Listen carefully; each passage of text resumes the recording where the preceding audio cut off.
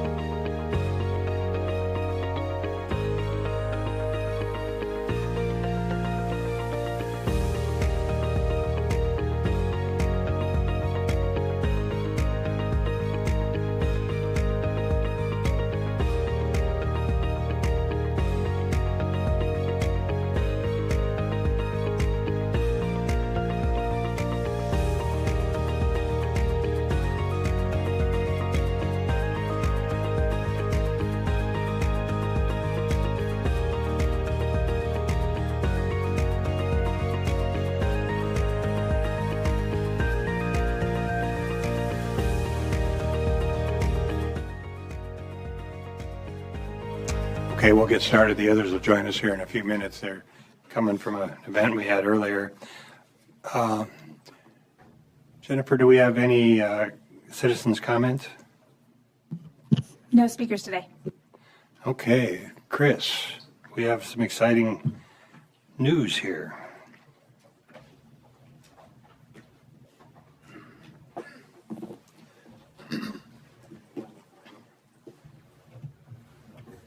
All right, good afternoon, Mayor and Council and staff and residents. It's good to be with you, Chris Hillman, City Manager. This really is one of my favorite opportunities to stand up in front of you to talk about our exceptional employees of the year. We do this each year, and this is an opportunity for the employees themselves and supervisors to submit nominations for who they feel has, from an employee perspective, surpassed the great customer service that we have here as a city, and recognizing those employees that have really gone above and beyond to help make Irving not only a great place to work, but a great place for our residents to come in and get the services that they need. And so we do have several different Employee of the Year, Exceptional Employee of the Year awards that I'd like to run through.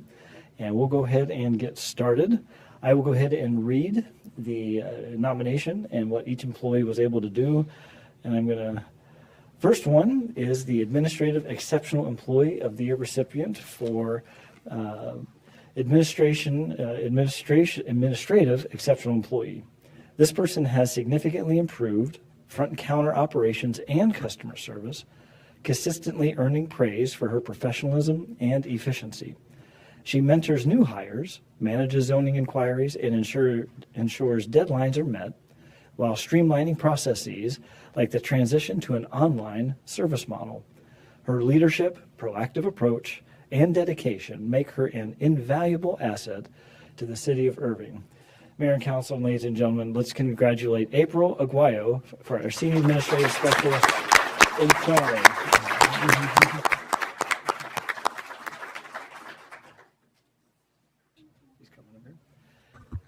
In Mayor and Council, what we have for each of our Exceptional Employee of the Years, we do have a plaque. We also have cash that we give them to say thank you very much, and probably the most coveted and valuable prize is the preferred parking spot that each one of them will get. So congratulations to April. I'm actually not going to show the next slide because I'll read it, then I'll announce the individual here. The Field Operations Exceptional Employee. The Field Operations Exceptional Employee recipient. This employee's exceptional performance and dedication have been instrumental in advancing the City of Irving's mission, particularly through his innovative procedures, commitment, and collaboration with external partners, ensured compliance and operational efficiency, while his contributions extended to other EC programs and assisting with meter repairs. His positive attitude, teamwork, and cost-saving initiatives have made a significant impact. Mayor and Council, the Field Operations Exceptional Employee of the Year recipient is Hector Santos from our water utilities. He's our environmental compliance technician.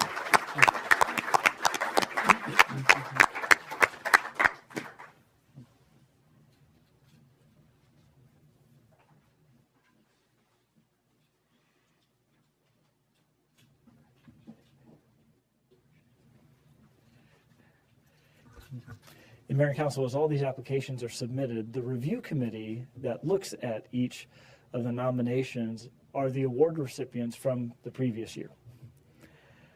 Next is another Field Operations Exceptional Employee of the Year. This person's dedication to the city's mission is reflected in his innovative leadership, including the successful pilot testing and approval of advanced water meters that reduce cost, simplify installations, and improve system performance. Beyond this, he plays a crucial role in infrastructure development, ensuring proper installations, identifying leaks, and providing valuable insights that enhance the city's water utility operations.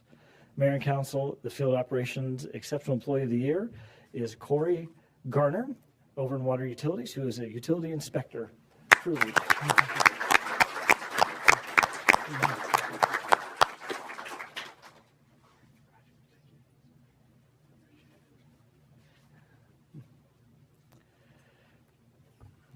All right, next we have the Management Exceptional Employee of the Year recipient. This employee's exemplary work and dedication to managing budgets, financial processes, and compliance ensures the smooth and transparent execution of CIP operations, reflecting the City of Irving's core values of accountability and service. Her proactive approach, exceptional attention to detail, and organizational skills have been instrumental in maintaining the integrity of the city's infrastructure initiatives, making her a vital asset to the City of Irving.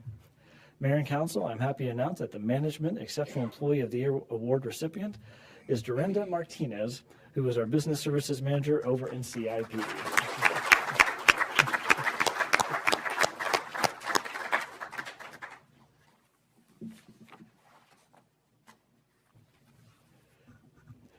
Dorinda is the one that also helps us know how much money we do have or don't have for capital projects. So she's very key to the city's success.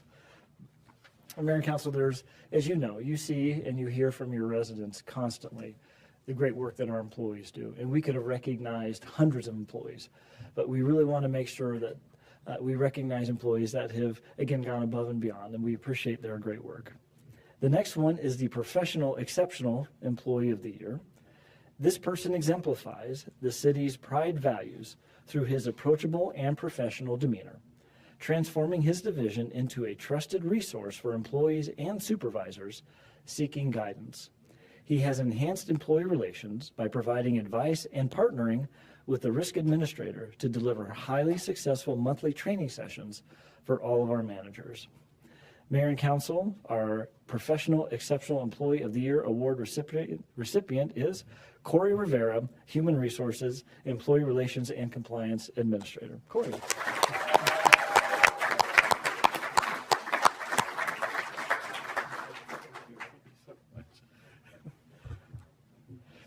That was a good cheer, Corey.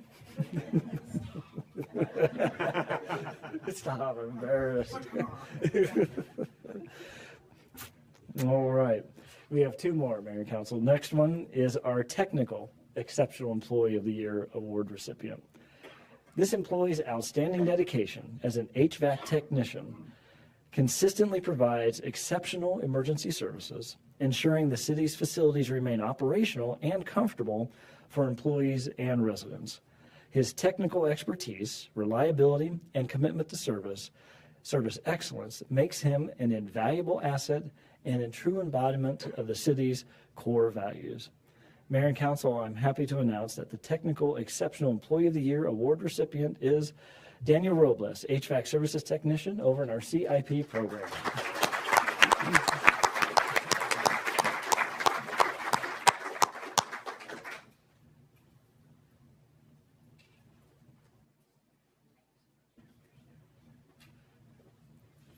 We definitely appreciate Daniel's great work on the HVAC systems, keeping us either cool in the summer or warm in the winter.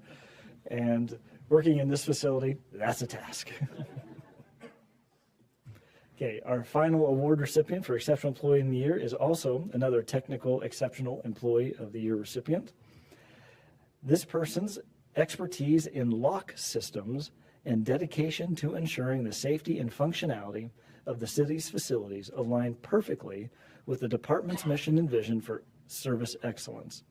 His proactive pursuit of training, precision in solving complex issues, and commitment to high standards make him a trusted and crucial member of the City of Irving team.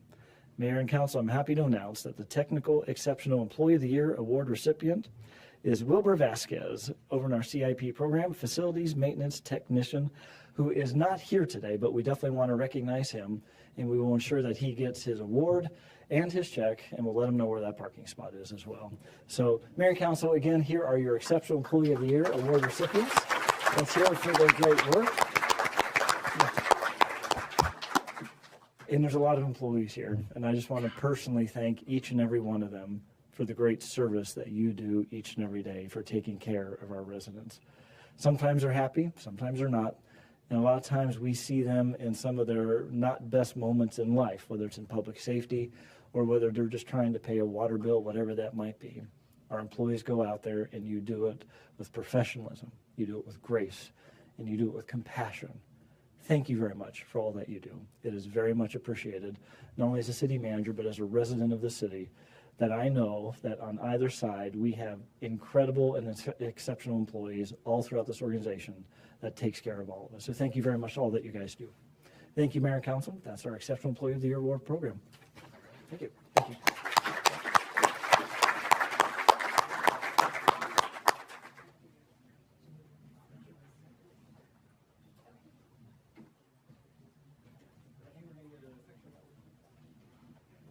Photo.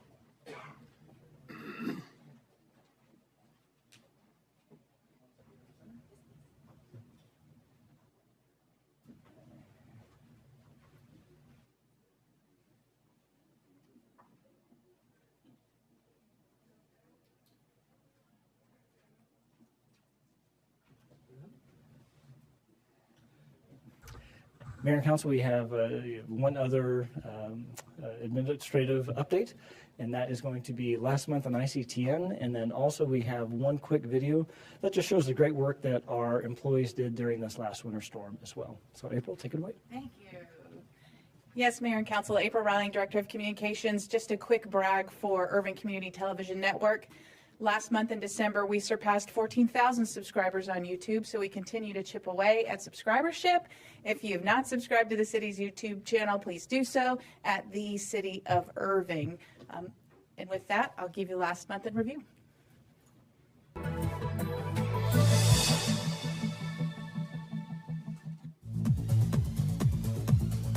Your ICTN team produced 42 videos in the month of December. I love the whole Christmas holiday season and for, assembling stuff that people enjoy. Real nice to see every single year.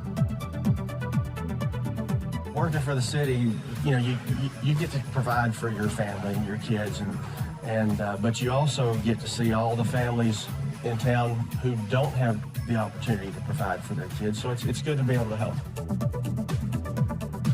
It's people in our community helping other people in their community. You would even say it glows like a light bulb.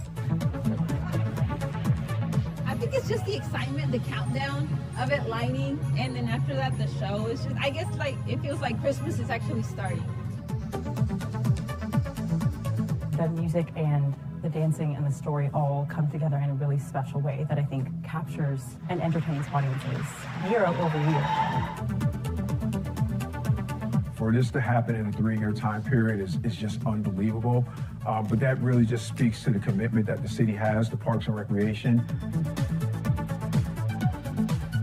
It's just a way to honor the day. We want to just make sure it's a sacred place and here for generations. We moved from that tuning station to another tuning station. This is our first home. Oh my gosh! They really love the course. The greens are one of the best in the DFW area. And with the cart paths going in, it's only going to get better. We've got Wells Fargo going in up there, as well as Toyota Music Factory. So it allows us to put those crews closer to those people and also add that ambulance to the station.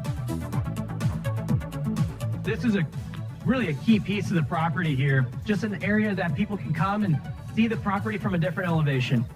Stay up to date by subscribing to our YouTube channel at youtube.com/the City of Irving. Mayor and Council, as an extension to what you just watched from Irving Community Television Network, the team also put together a very quick winter weather recap from last week. So, if you would, Fernando. A winter wonderland of frozen fun. A snow-blanketed Irving on January 9th and 10th. Children flocked to city parks to throw snowballs and take photos with Frosty. At the same time, city employees from departments across the organization stepped up to serve residents. Before the storm rolled in, department leaders finalized preparations. Fleet Services made sure city vehicles were equipped to handle slick roads. As a wintry mix began to fall, street crews continued to sand major roadways, bridges, and overpasses. With the roads still passable, Solid Waste Services was able to maintain trash collection as usual on Thursday.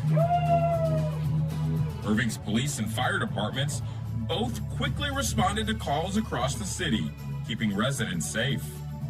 Water utilities crews worked around the clock, dealing with emergencies like water main breaks. Throughout the organization, city employees worked tirelessly to keep Irving operating and residents safe and informed, so they could enjoy these incredible snowy scenes. Thank you, Mayor and Council.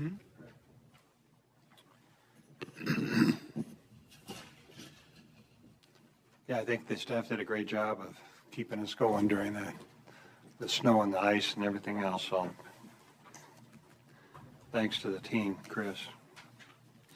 Next item on our agenda is the review of the regular agenda. Items number 2 and 3 are the work session minutes and the regular minutes.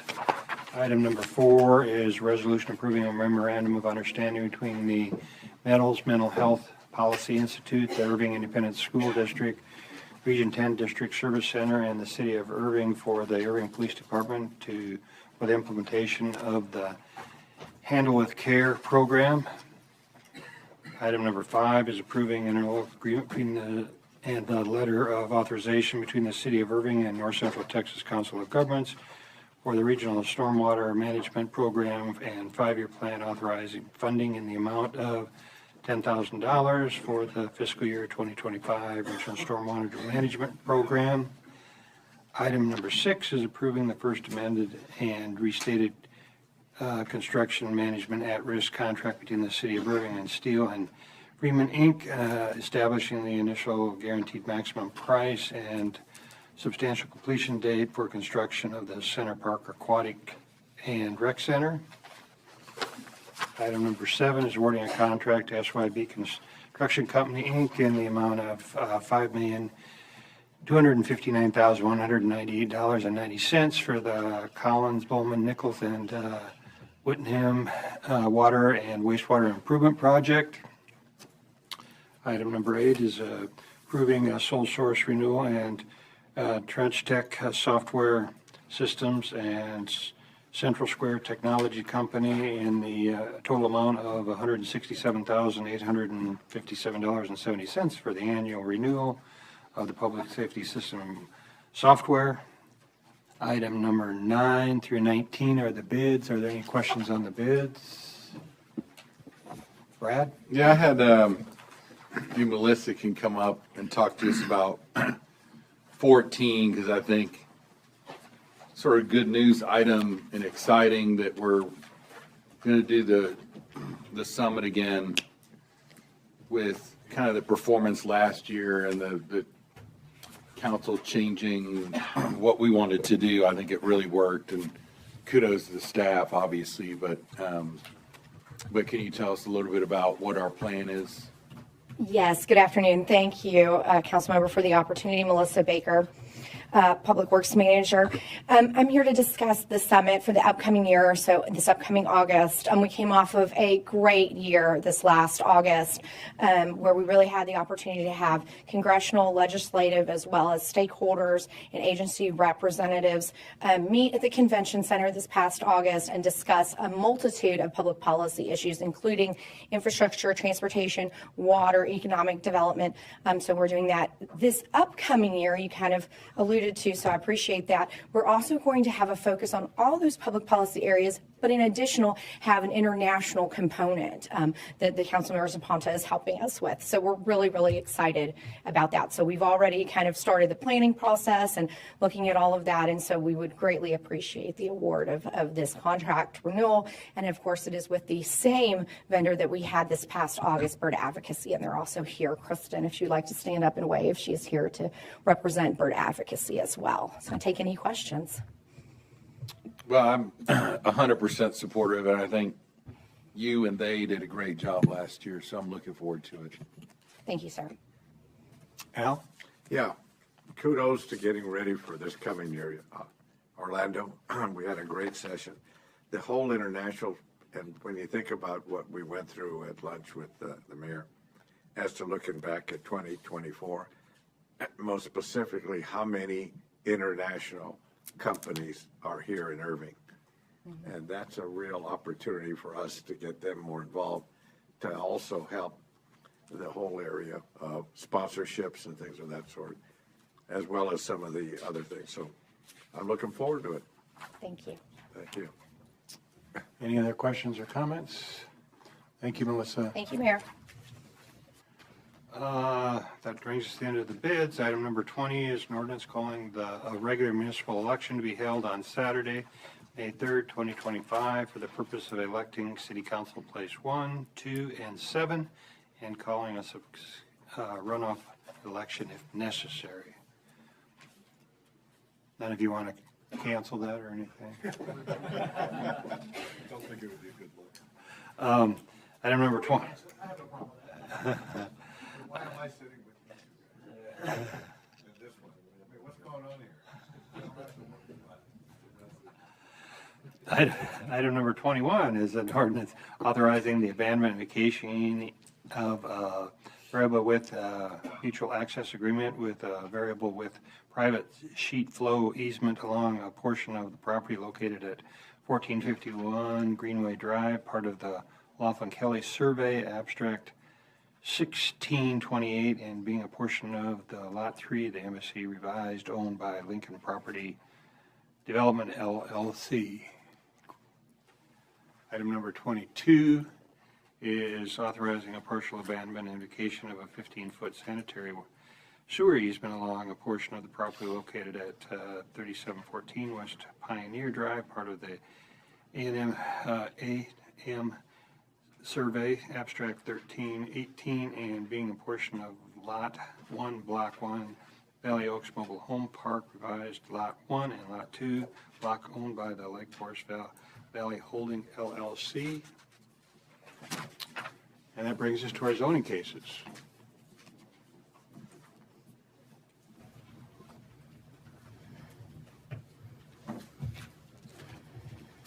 All right. You ready? Ready. All right. Jocelyn Murphy, Director of Afternoon. Planning. We just have a few cases tonight.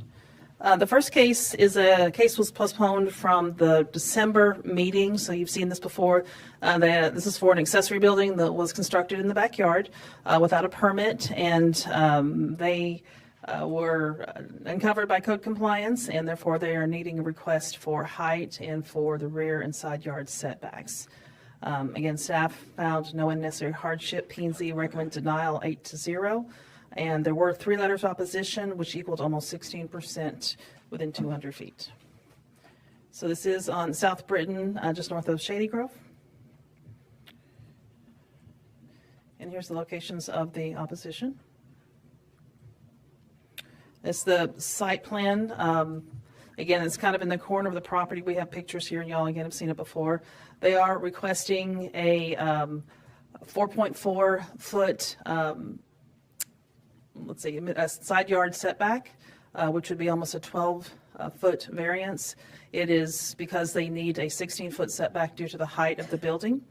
They need a rear yard setback of 16 feet as well because of the height of the building. They're asking for about 6.5 feet. And then the height of the building they are asking for 21 feet, which would be an 11-foot variance because they would need a 10-foot maximum height. These are just some pictures of where the existing accessory buildings were. And so an aerial photo. The applicant has explained that he'd replaced it, but apparently was not replaced exactly in the same footprint. So a picture of the home. And so this was the structure. He did come in after the December meeting. He was directed by council to see what he could do to lower the height. He came in, I guess, a little bit before Christmas, and we explained to him what the direction was from council. We have not heard from him or seen any revisions since that meeting that we had with him at the counter. So again, here's some pictures. These were taken by code compliance. And I'll be happy to answer any questions. Dennis. So I'm going to ask this question again. I've asked it before. We know we're not going to approve this. Why do we keep letting citizens come in here trying to get these ADUs approved when we know we're not going to approve them? I think it's a waste of their time, waste of their efforts, waste of their money, and this council need to we need to quit tell people to quit coming here asking for these ADUs. We're not going to approve them, period, and y'all know that. So why are we still allowing people to come and spend their money and their time? I don't think it's right. Yeah, this one's not officially an ADU. We have the framing on the inside. They're calling it an accessory building. So at this point, it is just a storage building in the view of the applicant. John. I'm sorry. Well, it was my understanding from the beginning of this case, it was an ADU because it had all of it was like a two-room, had the possibility to become an ADU. It had the possibility to. He explained, he said that he was going to take the framing out and not put the water and the electric in. That's what the applicant told us. Yeah, and that's what, so, but then it goes back to my point again. All right, this may not be it, but we need to quit accepting applications for ADUs, period, because we're not going to approve them.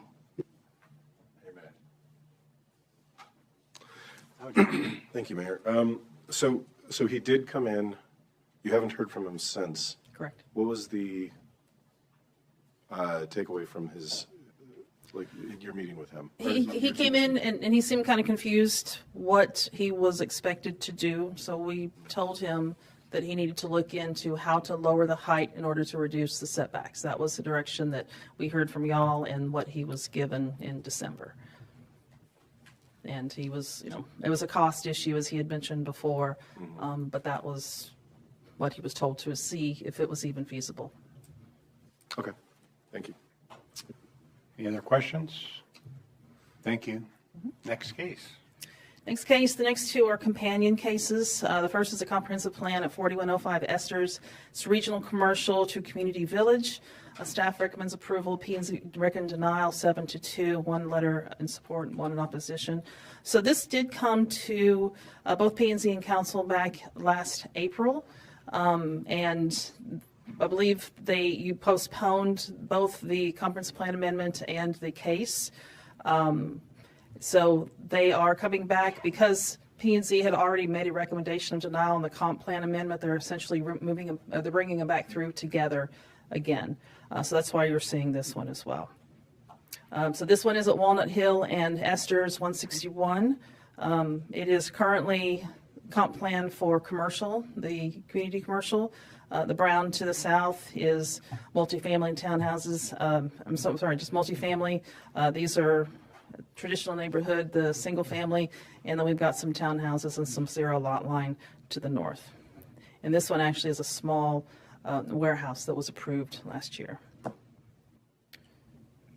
So regional commercial, of course, is intended to be commercial, publicly accessible, for mainly on highways and large arterials. Community village is more of a small mixed use where you'd have commercial and multifamily. That would be, we find that would be possibly appropriate for this site. So there is a list of criteria if they're changing from a non-residential to a residential use. I won't go through all these, but staff did find that these were met at this site. Again, if they built to a real community village, a real mixed use at the scale that would be expected, it could be appropriate. But as we'll see in the zoning case, it's not what the plan is. And so would you like me to move on to the zoning case? Okay. It's currently SP2 for CC in the 161 overlay, and so they are wanting to keep that. They have several variances that they are requesting for parking and setbacks, some landscaping, and then the main variance they're requesting is for the required minimum amount of commercial uses in a mixed-use development. In the 161 overlay, mixed use is a use allowed by right, but you have to have at least 10% commercial, and they do not have that, so we will talk about that in a second. Staff recommend denial for that reason. P&Z recommend denial 7-2. I'm sorry, 7-2. 1 letter of support and 1 opposition. Again, the site. And it is an SP2, a generalized site plan, so the actual footprint is not tied to the site plan. We do have some images, though, of what they intend to do.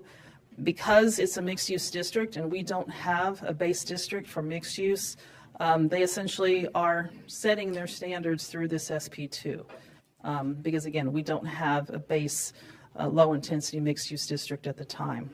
They are following a lot of the multifamily concept plan standards, but because a multifamily concept plan is more of a suburban, car-oriented, I'll say, type of use, where community village is more of an urban pattern, they won't be doing a concept plan, but they are following the parking and a lot of the regulations for the multifamily. So this is their concept plan of what they intend to do.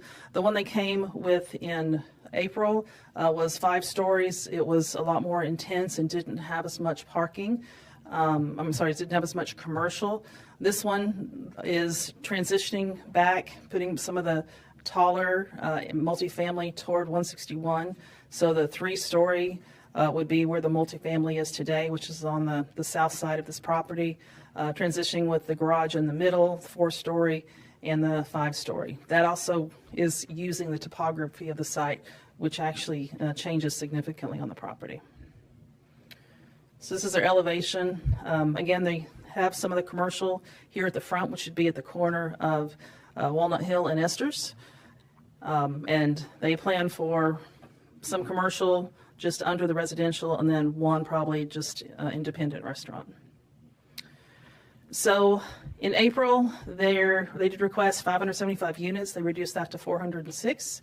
Their commercial in April was 2.84. They've gone up to 3.9, but again, the 161 overlay requires a minimum of 10%. So it's a small amount of commercial proportionately. The height, they did reduce from 5-story to the 3, 4, and 5, and then instead of 2 phases, it'll be done in 1 phase. And here's their standards. I won't go through them in detail. Again, they're going to have that separate commercial building. Their height will be lower, and their density, instead of 65, going down to 43 units an acre. And then just a list of variances for for the commercial parking. They're just changing their ratios. They're putting them all together because when you have a mixed-use product, it's hard to do it site by site. So 1 to 300 for all commercial. They're doing 1 to 200 now. So just a look at the site. Again, there's some pretty good topography on the site. And some the surrounding uses, townhouses, multifamily. And I'll be happy to answer any questions. Brad, well, I watched this one, which, by the way, another plug for Irving's YouTube. It's quite good. You've got live views of these work sessions and regular meetings, so if you ever want to take a look at a case. There seems like P&Z's main objection was the 10% retail, and he's at 20,000 square feet under there. And I don't know if he's really going to be able to sustain that or not. I mean, generally speaking, I don't favor multifamily for this piece of property in the first place. However, with that said, I'd like him to go, if it's going to be multifamily, that he would go more than 5-story, that we have that.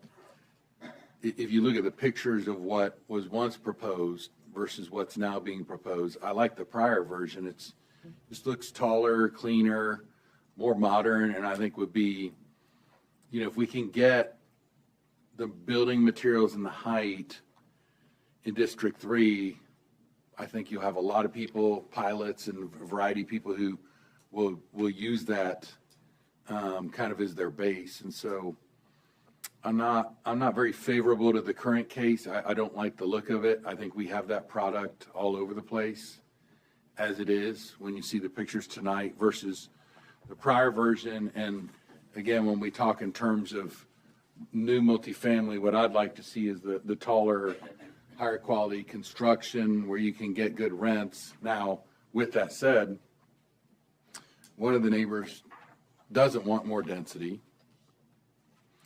Although it was kind of interesting because I think he was also stating that those new homes that they just built are going at $800,000, which he thought was too expensive, which I think it may be very expensive. Okay, I'll admit that, but that's great for District 3 to have really homes selling for that price. That's amazing, and I would definitely like to see more of that. This piece of property, I don't think you just couldn't make it work for single family. But if we're considering multifamily, I'd like to see it go and be that more vertical. I think we'll hear from him tonight, I'm sure, but he seemed to concede. He knew he wasn't going to get the votes, and that they may go back and rediscuss what they're going to be able to do with this property if it doesn't work. I think he wanted to see if it would work, but it's a really interesting piece, and his original idea was interesting. Certainly there was less retail there. I think it was 15,000 square feet at that point, but are you really going to get 25,000 or 30,000 square feet of retail right there? I question, is that even possible? So, versus what he had originally proposed, if you're making sure the amenities are there. So I think that one was probably about 100 units more dense, maybe something like that. 170, let's call it, units more dense. But again, I like if that's what we're really committed to, take a look and see what y'all think about the designs, because I like the original design better. And again, maybe even forcing that high quality construction that goes higher. Mark. Yeah, I like Brad's comments. Typically what we're seeing with the apartments is that the city is wanting the developer to go higher, and then the response is, we can't do that, it's going to be too expensive, and so we want to go lower with just the sticks. And to see a developer here that's actually willing to go higher with a better quality construction, I think that's something that I would be in favor of too. And you look at a lot of the wrap product that's around and wanting to see redevelopment, and new construction, see that replaced with something better, then you want to see that projects like this can come on board, that they're successful, and that will indicate to developers that there is a market for that. And so that, yeah, I would like to see that too. So I agree with what Brad is saying. And I also, yeah, the retail component, the mixed use, we've seen a lot of that come along where the developers, build that, and then the retail is on the ground floor. It never gets filled up. And so, right, so I think having it being primarily, almost being entirely residential would be fine with me. Abdul. Thank you. Is there a height restrictions in there? How high they could go? How many stories? So I don't believe the 161 overlay allows mixed use, but there's really no parameters to it. A community village future land use is typically 3 to 4 stories, just in our comprehensive plan in our category. Typically anything outside of the urban center is not over 5 stories. All right, thank you.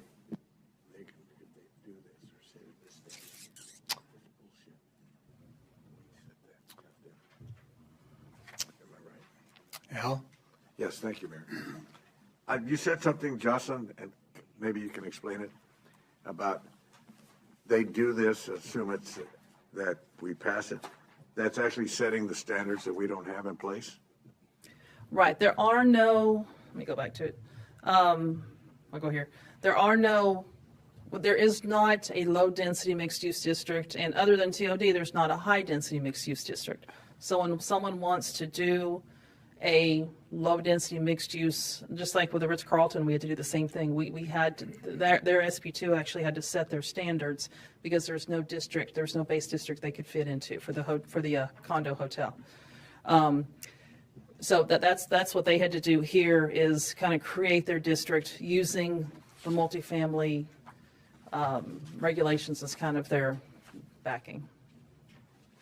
Okay, and then I see that they keep referring to community village. Mm-hmm. What does that look like?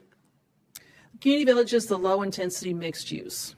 So that's usually 3 to 4-ish stories with a commercial on the bottom, walkable, the parking garages, that type of thing. So it's the low intensity mixed use is what community village is. Yeah, and I probably should have clarified with, that I do know. What I'm really asking, have you seen a site plan at all?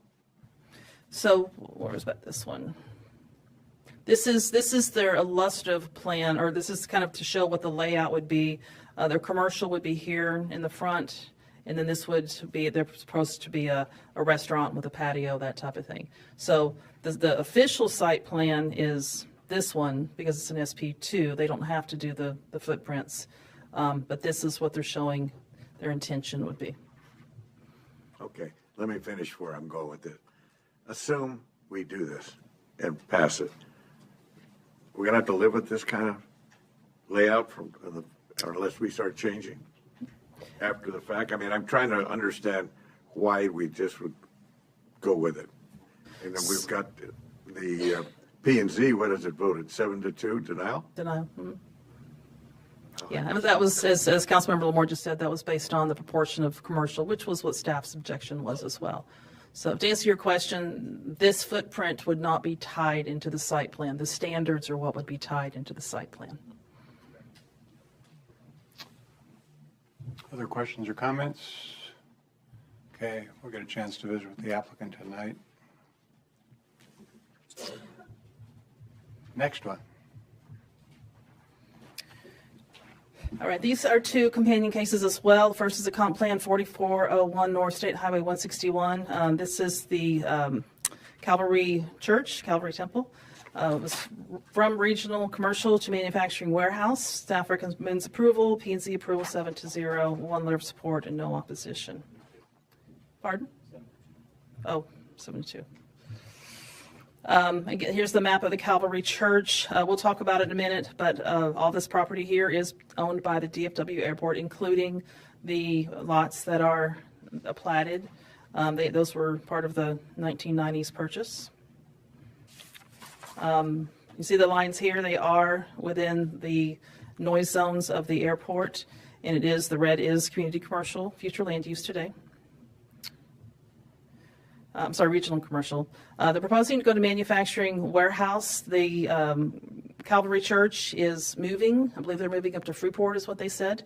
And they put this on the market, so they have an agreement with the developer, and he'll talk about the timing of how everything's intended to work tonight. But the intention is for this property to be developed into a warehouse. A data center is definitely a possibility and something that they are considering on this site.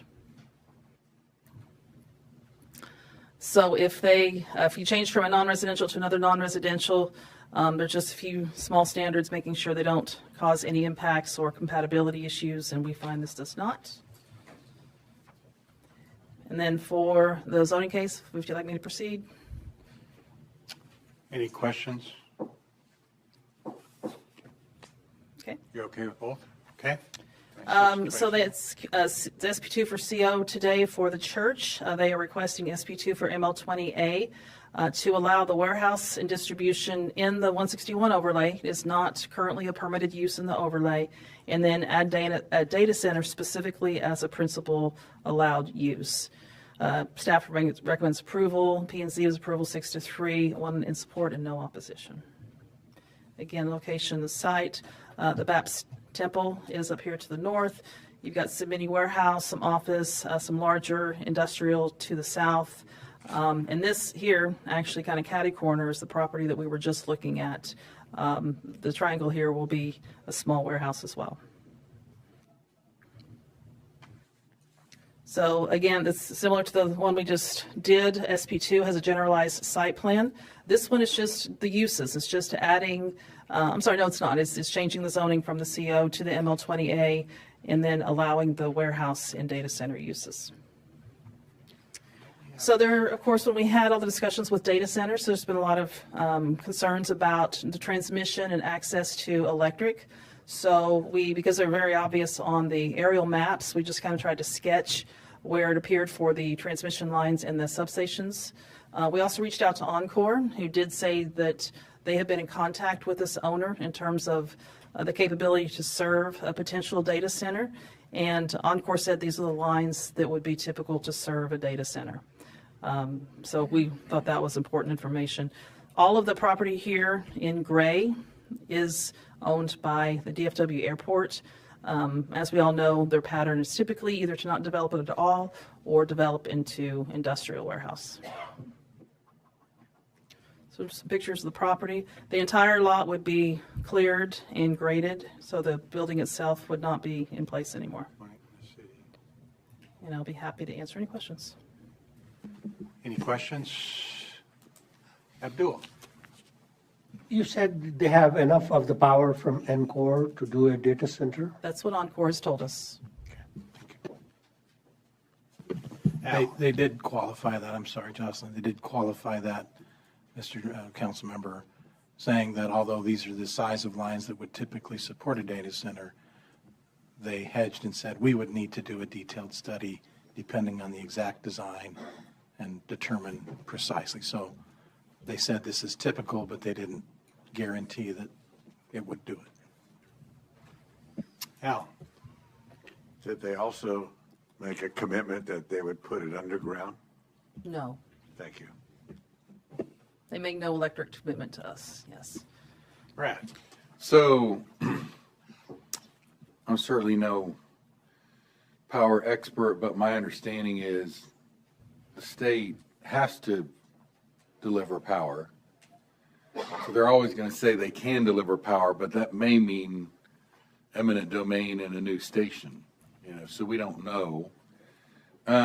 My main concern with this one was what was voiced, I think, at P&Z as well, is this zoning is for data center or warehousing, so they could build either.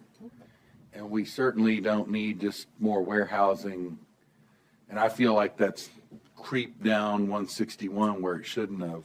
And so, to me, I understand it's our same category and we're working on that, and we're going to talk about it today, but to me, a data center is different from a warehouse.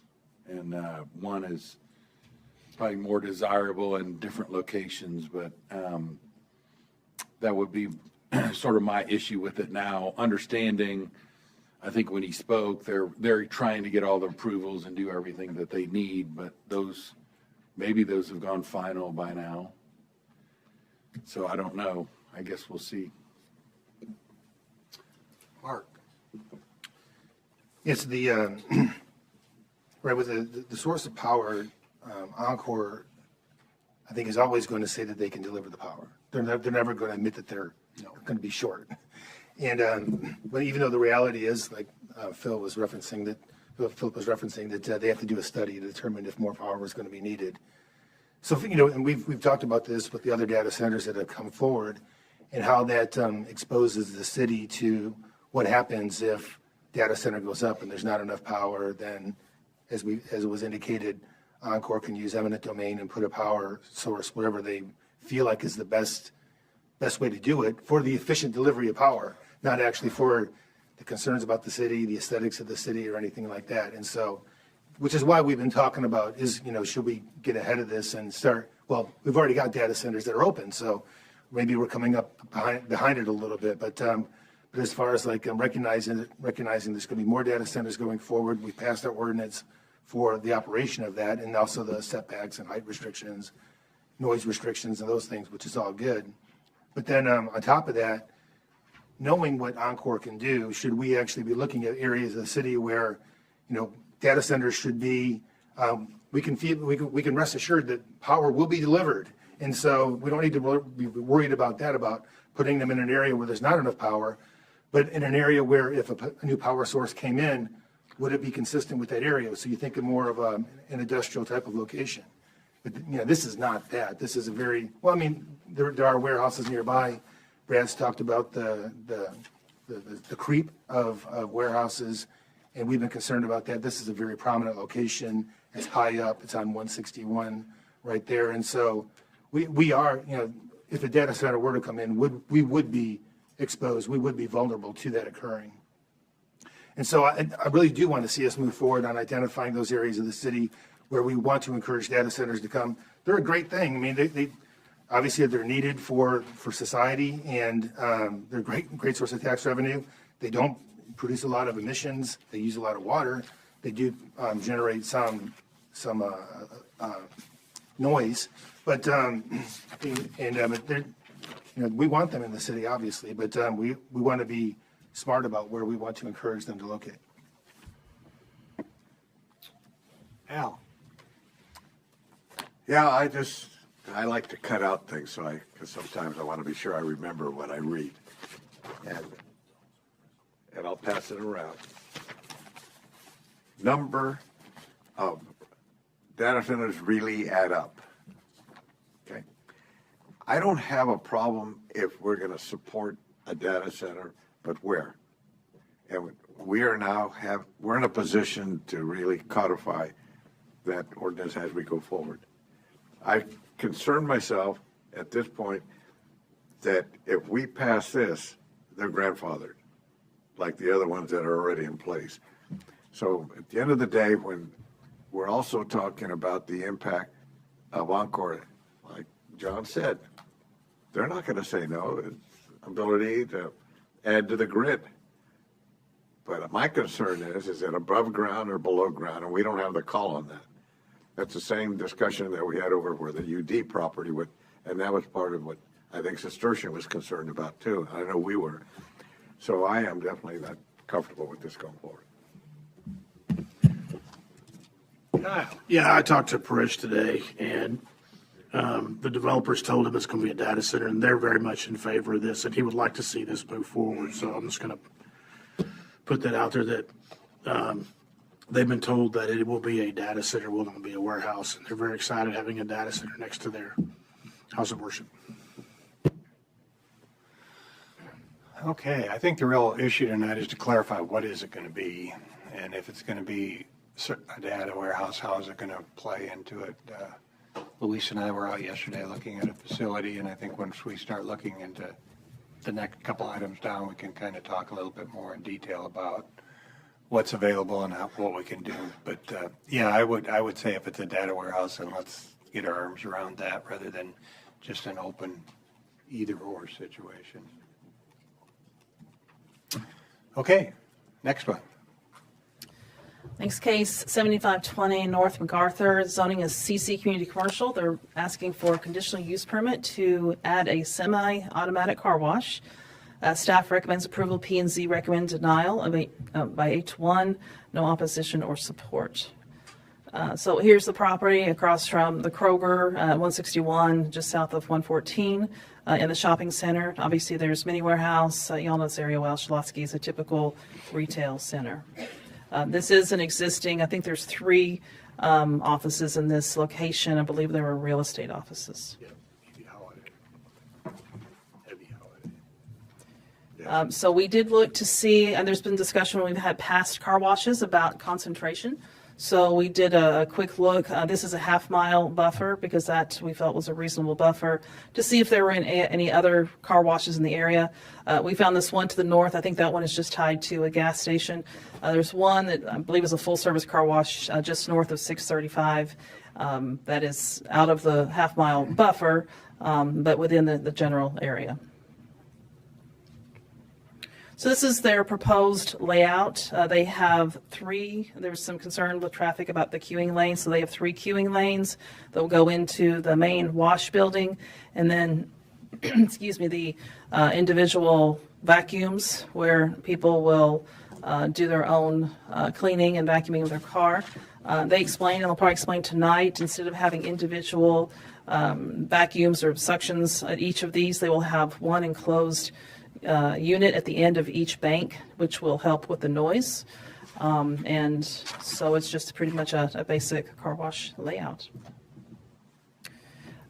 So the conditional use permit section allows that a conditional use permit could be permitted if council finds it's consistent with the comprehensive plan, compatible with the existing uses, if it meets all supplemental standards, if it's compatible and preserves the character of adjacent development, that any negative impacts have been mitigated, and the use is not detrimental to the public health, safety, or welfare. City Council can also determine if you prefer to add time limits, to add limitations on the building size and height, loading and parking requirements, landscaping, driveways, orientation of buildings, buffer yards, and signage. So those are things that you can always add to a conditional use permit. And here is a picture of the current property. Again, it's just a series of 3 offices and just some of the surrounding uses. Be happy to answer any questions. Brad. I don't know. I have more comments probably than questions, but the surrounding uses are not compatible with this at all. And I think he does probably have a decent business case, in my opinion, just because I think it would be too popular. And if it was right there on the highway where there was an old one, I think it'd be a great location. But this is a cut through, and that's, by the way, no longer a Schlotzsky's, that's a Starbucks. And so a lot of people are driving through all these lots, and there's limited ways to get in there. And that queue, it's just not going to, that's not a big enough place, in my opinion, for a car wash. He owns the one they're redoing up off LBJ, and I think seems like they have a great plan, and that one is a perfect location for a car wash up there, and I'm glad he took that on and is redoing it, because the old one was kind of defunct for a while, but to me, with Kroger and Sprouts and the fitness place over there, it's just going to be too popular, and you'll be queued back on MacArthur at a really bad section. And I also think if you look at the surrounding uses, there's really nothing too similar to that. Maybe arguably the Firestone up there, but they're not going to have enough room, even if they queue 3 lanes. There's like 72. I don't know. There was quite a few vacuums. Surely it wasn't that much, but it looked like a lot, like they're planning on a lot. And I would agree, he probably will get a lot of customers there, just because there's nothing really close right there. I mean, you can go up, you're right, the one on the south side of LBJ is just a 7-Eleven with a drive-through behind it. You know, it's not a big car wash. The one on the corner is a big one, and then there's several more in the area, but nothing right here. It, to me, is just going to create a traffic nightmare, and you're going to eliminate that cut through of that lot that everybody's going to all those shops. And so I just don't see it being compatible with surrounding uses. And this area is very crowded and popular. And so I know we'll probably be told there's no way you could do anything else in there, but there is. If you look immediately around, you have all those stores filling in. And so now he seems to have a very good business plan, and he, I think was pretty straightforward about it, has a good business. And so it's not a commentary about that, but it's just that this location to me won't be compatible. Al? Thank you, Mayor. Well, I drive by there every day on my way home, which is just about a mile away from that location. It doesn't fit as a car wash in that location. E.B. Holiday office it's a really nice office space. My concern is if you've ever driven MacArthur during the mornings and afternoon and noon, and you're going to have 20 stalls, come on, it just doesn't fit. It's the wrong type of business in that kind of location. The other 3 car washes up within a mile, and another one 2 miles over at Beltline and 635, and the new turnaround that's going to be named office from 635 and Beltline, the Brad turnaround. Thank you. Yeah, well, you got it done, so I'm kudoing you. At the end of the day, I'm just not in favor of it. It's very, I just think it doesn't fit. And traffic is a killer. Yeah, I'll chime in. I drive it every day. I mean, you already got the Chick-fil-A backing up on the highway, which is just up the road a little bit, and people honking and dodging. And with that many, it'd be one thing if it's a full service where it just went through and then you dried it and you went out. But if you're going to do your own vacuuming and stuff, you're going to get even more people piled up. And I mean, I can, from my own perspective, if I detail my own car and wash it through that and then vacuum it myself, I can spend an hour there. So, I mean, you'll have people backed up all over the place trying to wait for the vacuums, and there's really just that one entrance. So, and I agree with you, Brad. I mean, they have a good business plan and may be successful. I just think that we see what happens with Chick-fil-A up there, and they've got 3 lanes coming into that as well. And I just think you have 2 of those in the same shopping center, you're going to... Well, it was surprising because Chick-fil-A, I'm probably part of that problem, getting in line over there. Me too. They, I think, demolished that whole building, redesigned the whole thing for a better traffic pattern, and it still backs up onto MacArthur. And then when you're trying to move through that parking lot, good luck. Yeah, Just you good can't luck. get through. Well, they actually blocked it off, so you can't drive through. You got to come back around. Oh, darn. Okay. I mean, that's what they did was they were so busy that they tore the building down and put a basement in because they couldn't get enough supplies in with the traffic and stuff. So that's what their whole goal was, to have more space so that they could stock the building once instead of 2-3 times a day. And so, but that's the same scenario where in the back where you drive through, you can't get through on that because of the turnaround. All right, let's look at the next one. All right, this is our last case. 1500 North Loop 12. It's currently COU. They're wanting to do SPU for SP2 for COU2 to add equipment sales and rental as a permitted use, and to request some variances to front yard setback, parking setback, and screening requirements due to the expansion of Loop 12. Staff recommends approval. P&Z approval 9-0, no opposition or support. So this is the location of on the road. It's the auto body shop.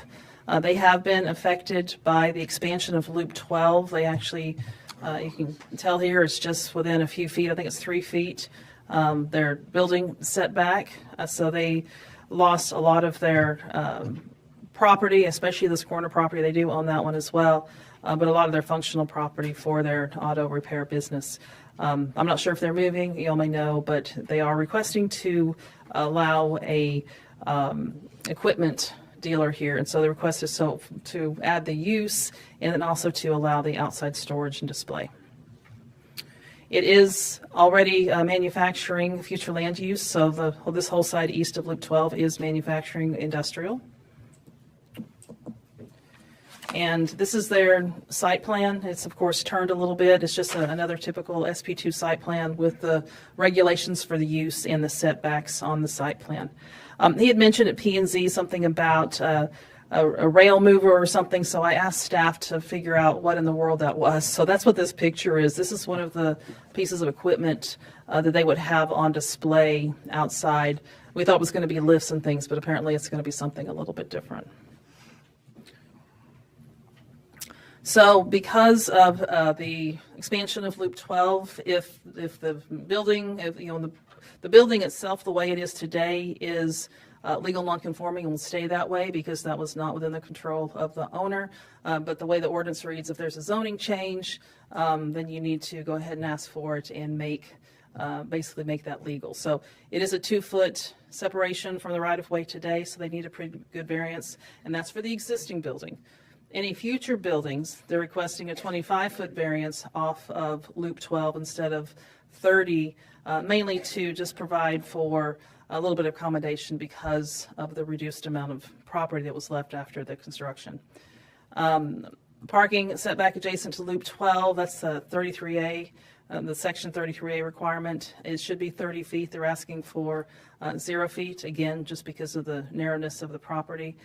And then the maximum height of a front yard fence, normally it should be 4 foot, 50% open, and they're just asking for an 8 foot, essentially still 50% open iron fence, and that would go around their inventory. So it would allow for outside storage because equipment is being stored in the front with behind a 8 foot iron fence.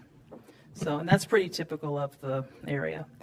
Again, currently it's the on-the-road garage. They would use this building. They don't intend to demo this building from what I understand. I don't believe they intend to build any new buildings. So the main things they're wanting to do is just get the use and then be able to put the fence up and store their materials outside or store their product outside. And I believe this is just to the south. So there is something similar to the south. Be happy to answer any questions. Al? Yeah, thank you, Mayor. Johnson, could you, okay, that's what I was looking for. I needed to get a sense of not just the site plan, but the roads and where it is on Loop 12. Do you have one what's the main cross street off of Loop 12? It's Grauweiler here. Okay. So this is north, so it's turned a little bit. Now I know where I am. Okay, thank you. John? Thank you, Mayor. So just to be clear, just to make sure I have it, all the existing buildings have a 2-foot setback. Yes, But because if they built anything else, or if they expanded those buildings or anything like that, that would be required to be 25 feet 25, setback. correct. Okay. Okay. That's very reasonable. Does the request for the variance on the fence still specify 50% visibility? They say on the site plan it's going to be a wrought iron, so that they couldn't come back. If they're going to say wrought iron, they can't come back and put just a wood fence. But they're... Is it conceivable that someone would have a less than 50% wrought iron fence? That doesn't ever happen, does it? I mean, in residential, sometimes you'll see a picket fence that's every other one, so that is literally 50% open, I suppose. But that's not what their product is. They're actually wanting people to see their product. Well, I'll talk to the applicant tonight. I'm sure they wouldn't object to it still specifying 50%, because Sure. it will be, right? But that's one thing I had on my mind with that. But the other one, do we, I can't remember for sure. Do we require screening for outside storage of this sort of thing? Yes. Like visibility screening? Yes, and that's why. That's another variance that is being requested, just basically not to have visual screen, but just the 50% fences enough, or how's that? Yeah, it's to not, so they're, in our eyes and zoning's eyes, they are storing their equipment outside, but they want to because they're displaying it. Sure. So the ordinance would require that you screen your storage, but that is not conducive to their business model. So the wrought iron fence, even though it's 50%, still qualifies within our code as screening. Well, that's what they're asking for. But they're asking for a variance to not have the 100% screening. Right. Gotcha. Right. Okay, thank you. Kyle. Yeah, is Briggs moving, they bringing in a new, are they bringing in a different department or division from across the street? Or are they just expanding, or do you know? I don't know. He just said he said this equipment and said something about trucks. So I'm not quite sure what the entire product line is. I don't know if they're going to be able to add more jobs or something because they're expanding and adding another part of their operations across the street, that side or not. Okay. Brad. So this is sort of a future comment as well as a current comment, but the future, I really don't like the look of all that outdoor storage, and we've let that, I mean, it's all over the place now, and I don't like the look of it, and it is distracting from the freeway. With that said, though, the whole east side of Loop 12 over there is open, and even some of the west side is outdoor storage. So it's not going to change the character of whatever else is already going on. And so I think it'd be unfair to them to not have it, but maybe to continue that conversation of how we would like things, the look of things, and make sure we're closely cultivating that, because we see some of that on 161. You see, I mean, particularly this area of Loop 12. It would not be out of character at all.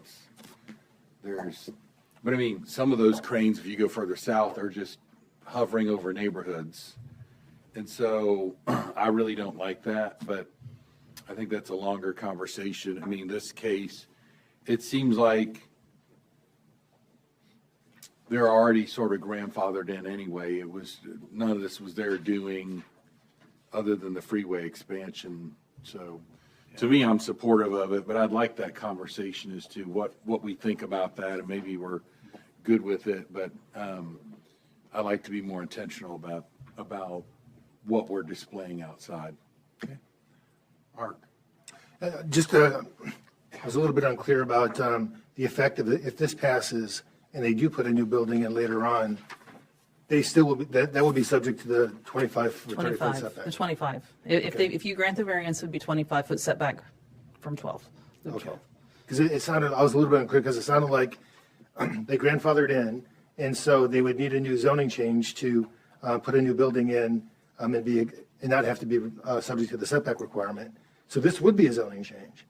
But yeah, but because they're doing a zoning change, that's the only reason we're locking in the 2 feet. Okay. But any new building is not legal non-conforming. So that would, even without this zoning case, that would have to have complied with the 30 feet. Okay, thank you.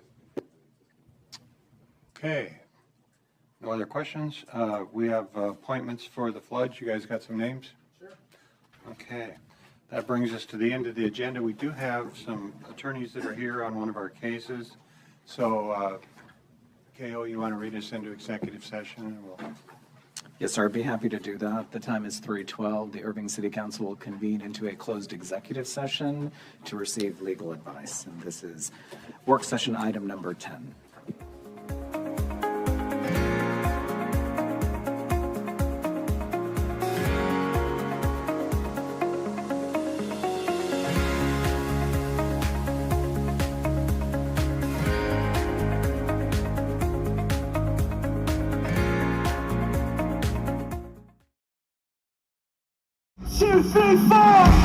Friday nights on the plaza at the Toyota Music Factory have never looked quite like this. After some rain, people are enjoying a night of music, drinks, and fun while taking in new features all around them.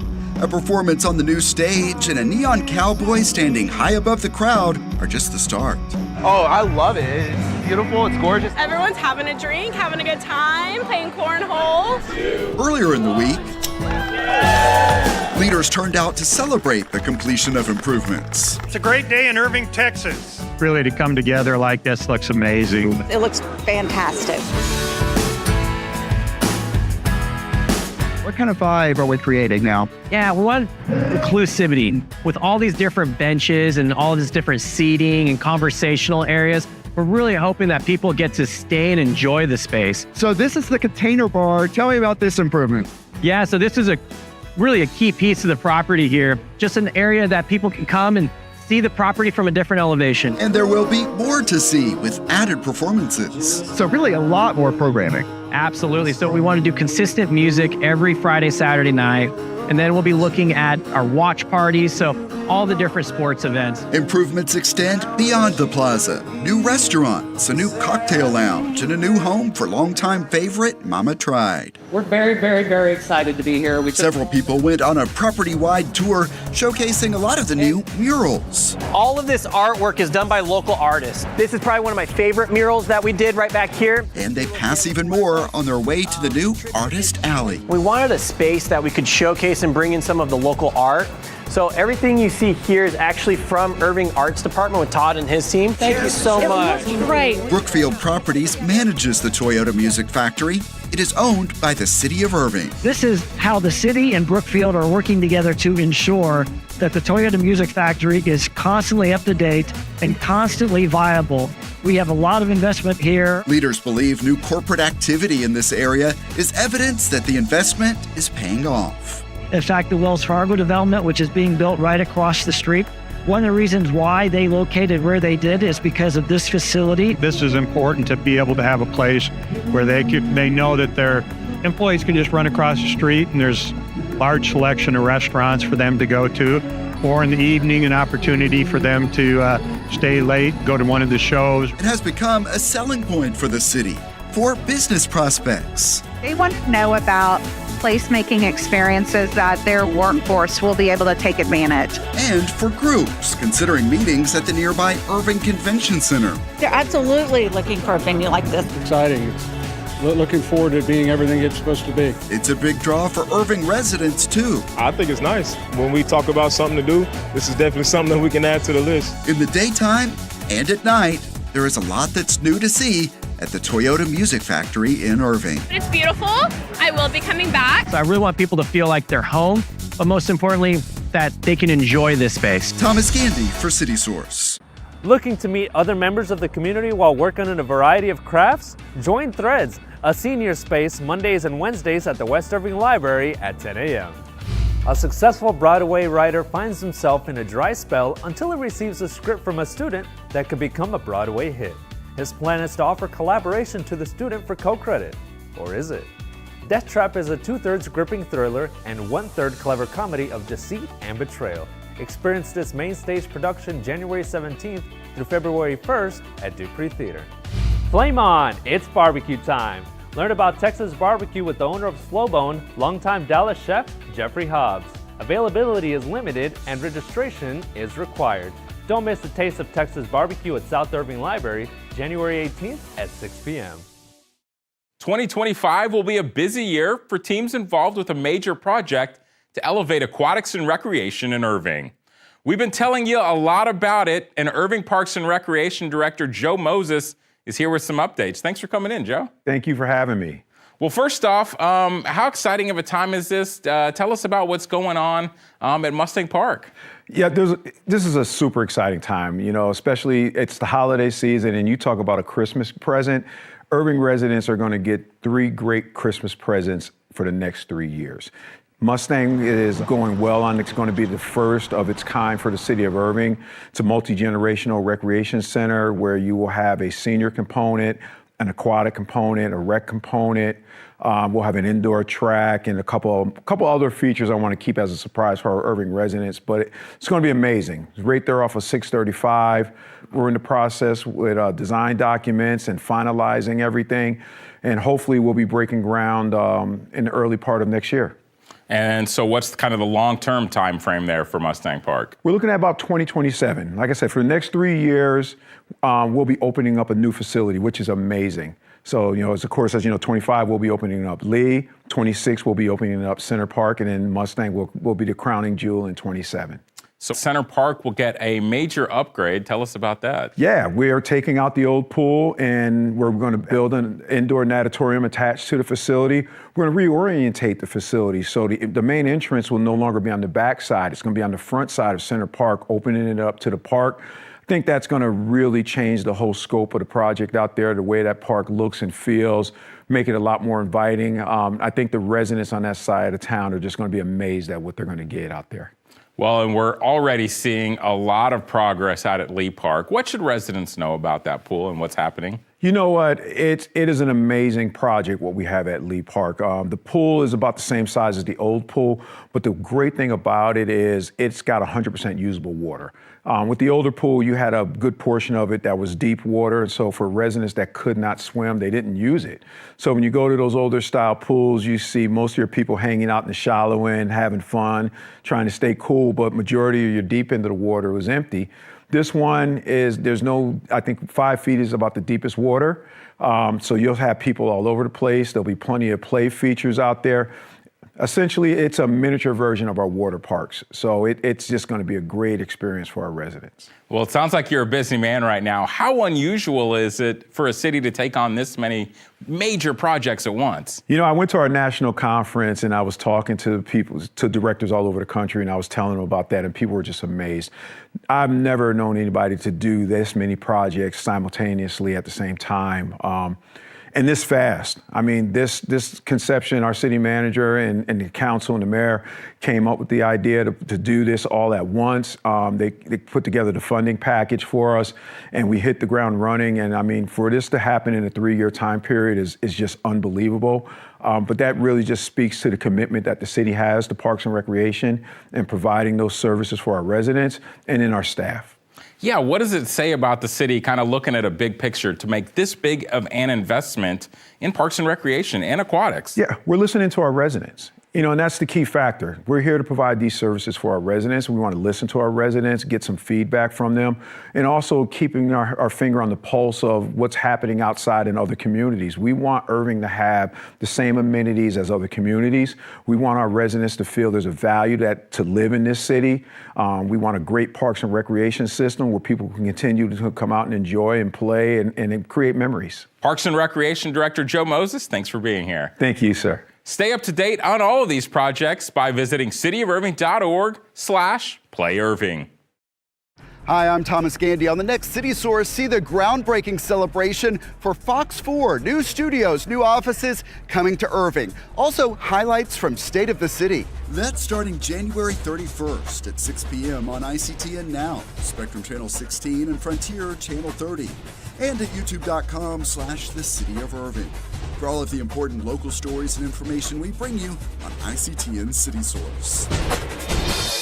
So please, raise your glass. A special sunset toast. We celebrate not just a sculpture, but the lasting legacy. Marking the 40th anniversary of the Mustangs of Las Colinas. Cheers. The celebration attracted a crowd to Williams Square Plaza, and many here have special memories to share. In the fall of '84, maybe spring of '85, I actually proposed to her here at the Mustang. At the Mustang. It's just special. It's those butterflies you get when you're a girl and you're being proposed to. I mean, just amazing. And they were bred there. Mustang City.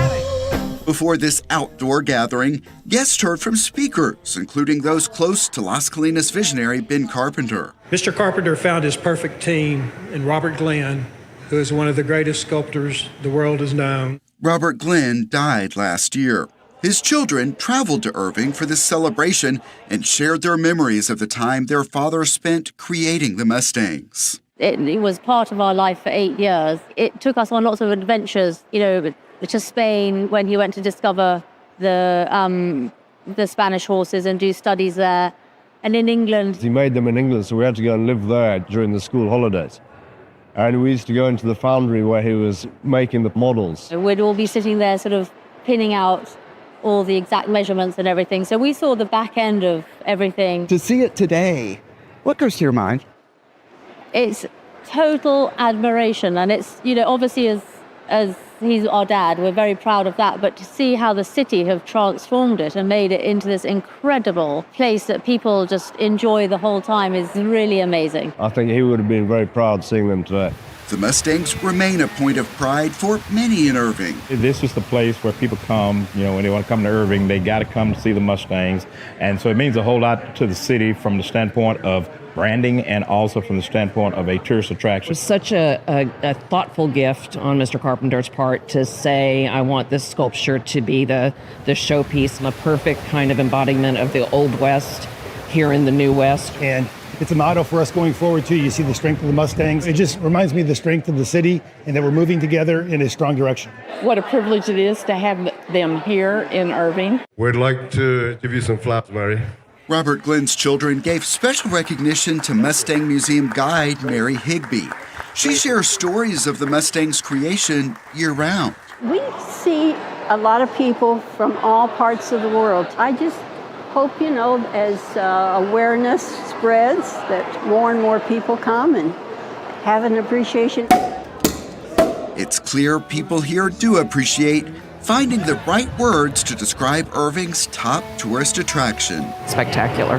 Beautiful. Magnificent. Irving's spirit. Strength. And they look forward to many future generations celebrating this gift that is now the symbol of the city of Irving. May their beauty and the artistic skill of Robert Glenn from the vision of Ben Carpenter be a warm memory in your mind and your heart forever.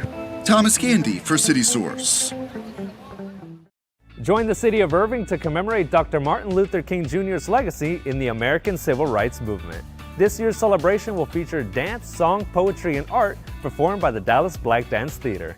The observance takes place here at Carpenter Hall, January 19th at 6 p.m.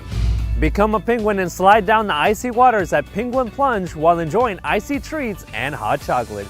Bring the whole family for a fun winter night at the pool at North Lake Natatorium, January 25th at 5 p.m. Get ready for an electrifying evening of professional wrestling at the Texas Rumble presented by Metroplex Wrestling. Watch as 30 competitors step into the ring for an over-the-top rope battle royale. Don't miss your chance to witness the action live here at Lively Point Youth Center, January 25th at 7:30 p.m.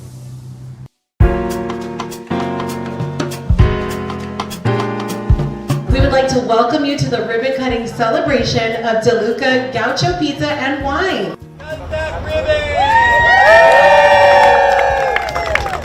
There's a lot of neat things to eat here, a lot of good food, and I think people will really enjoy it. DeLuca is a Brazilian concept pizza place. We serve a style of food that is called rodizio. So people get to enjoy all the food, unlimited food that we have here every day. We do make our dough from scratch every day. Simple ingredients, imported Italian flour. We make our own mozzarella cheese here with natural curd. We have a variety of flavors. We wanted to be able for everybody to enjoy what we have. You get to sit down and they bring you a nice salad, they bring you a nice bisque, and the meatballs, if you haven't had the meatballs, are amazing.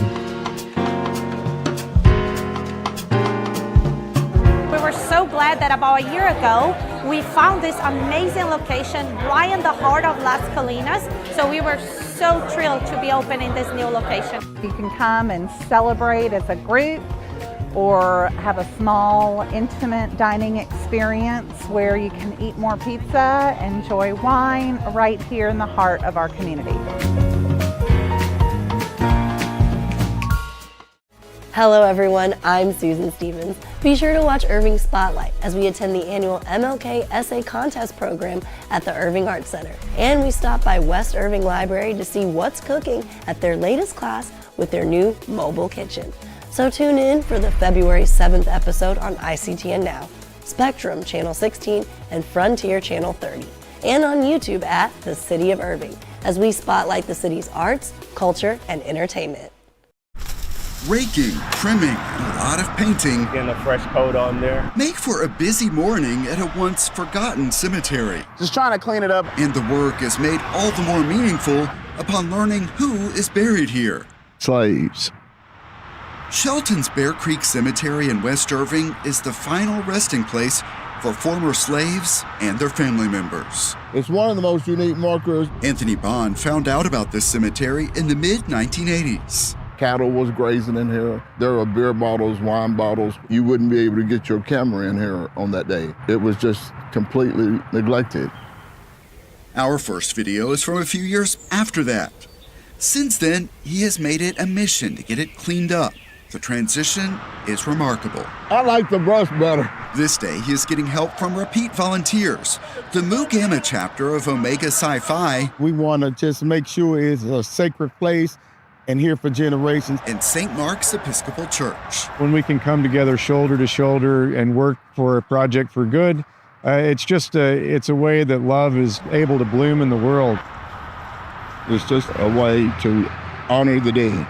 All are moved by the history of this site and the ties to slavery. I know I'm standing on the ground of people that paved the way for me, and everybody to be here today. So it's deep every time you think about it. I'm standing on the shoulders of them, and so anything that I can do to make sure that their place of resting is a little bit better than it was when I came, I want to do that for sure. In addition to the work you see happening here at the cemetery, volunteer genealogists are at work behind the scenes trying to figure out more about just who's buried here. Already, their work is paying off with some surprises. I just found out that relevant that's in my genealogical tree buried here. I always knew that God brought me here. Fraternity member Rodney Fennell also got some news. I actually found out through Sherry Johnson. I got on my database and yeah, he's got two families that are here.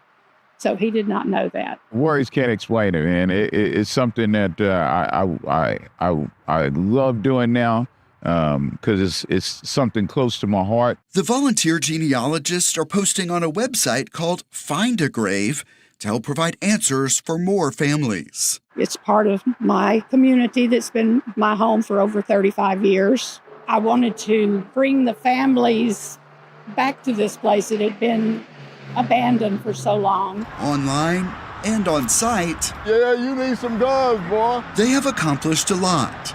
Still, there is plenty of work to do. No one knows who is buried in many of these graves. I'd like to actually know who is actually here, A lot of these graves you can see, it's just simply like a little marker or a stone.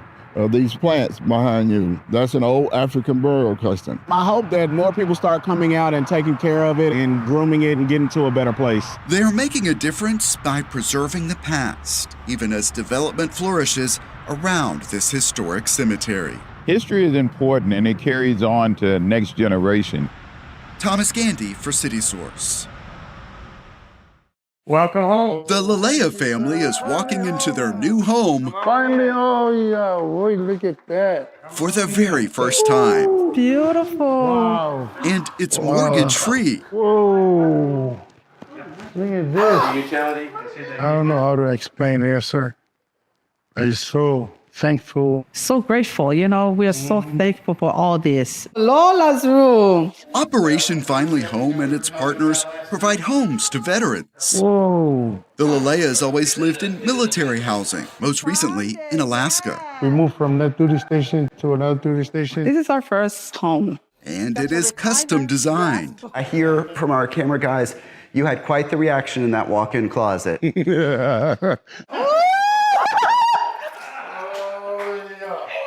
Oh my gosh, yes.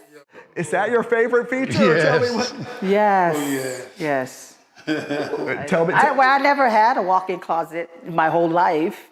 It's amazing. Come on. All the hard work they did in this house. Are you sure? The road to get here was an interesting one. I got to come playing with you. What? This is all for you guys.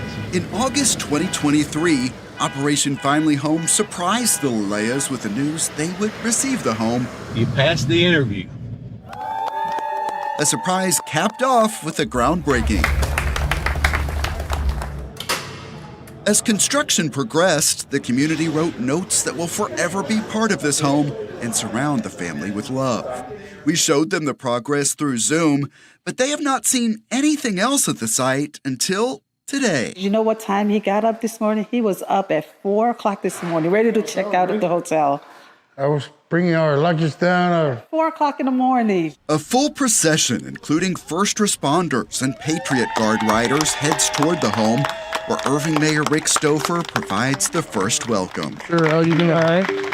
How you doing? It's a little warmer weather. Samasone Lalea was deployed 3 times to Iraq, and he lives with the impacts of serious injuries and PTSD. When you talk about someone who's committed to their country, that has the tenacity that this gentleman has, to not only go out one time and be wounded, but turn around and go out a second time and have the vehicle blown up, and then wanting to go back out again when finally they said, enough is enough. The city of Irving provided the land for this home and 2 others so far. We love to use the city of Irving around the country as an example of how to partner with a municipality. We're proud to have that relationship with them. We're proud to be leading by example on giving back. Hello, family. The Lalea's new next-door neighbor is Luisa Velez. The U.S. Navy veteran and her son Spencer received their home in 2022. Definitely life-changing. I've been able to do way more for him, let him participate more in the communities, and I hope to have you as my neighbors for a long time. They'll settle in and hopefully enjoy everything about it. I know I have. We have. We are home. That's what I told my wife. I can finally say that we are finally home now. And home for him means always having grandkids around. Especially in what he believes will be his favorite area, the backyard. And I look at the backyard, I'll be sitting over there and just watch them playing in the backyard. Just work all day. That's what I want to do. For me, it's a real give back that I think all of us should be proud of. A community of people. Everybody ready? Okay. Coming together to help make this house a home in honor of dedicated service to the country. Thomas Gandy for City Source.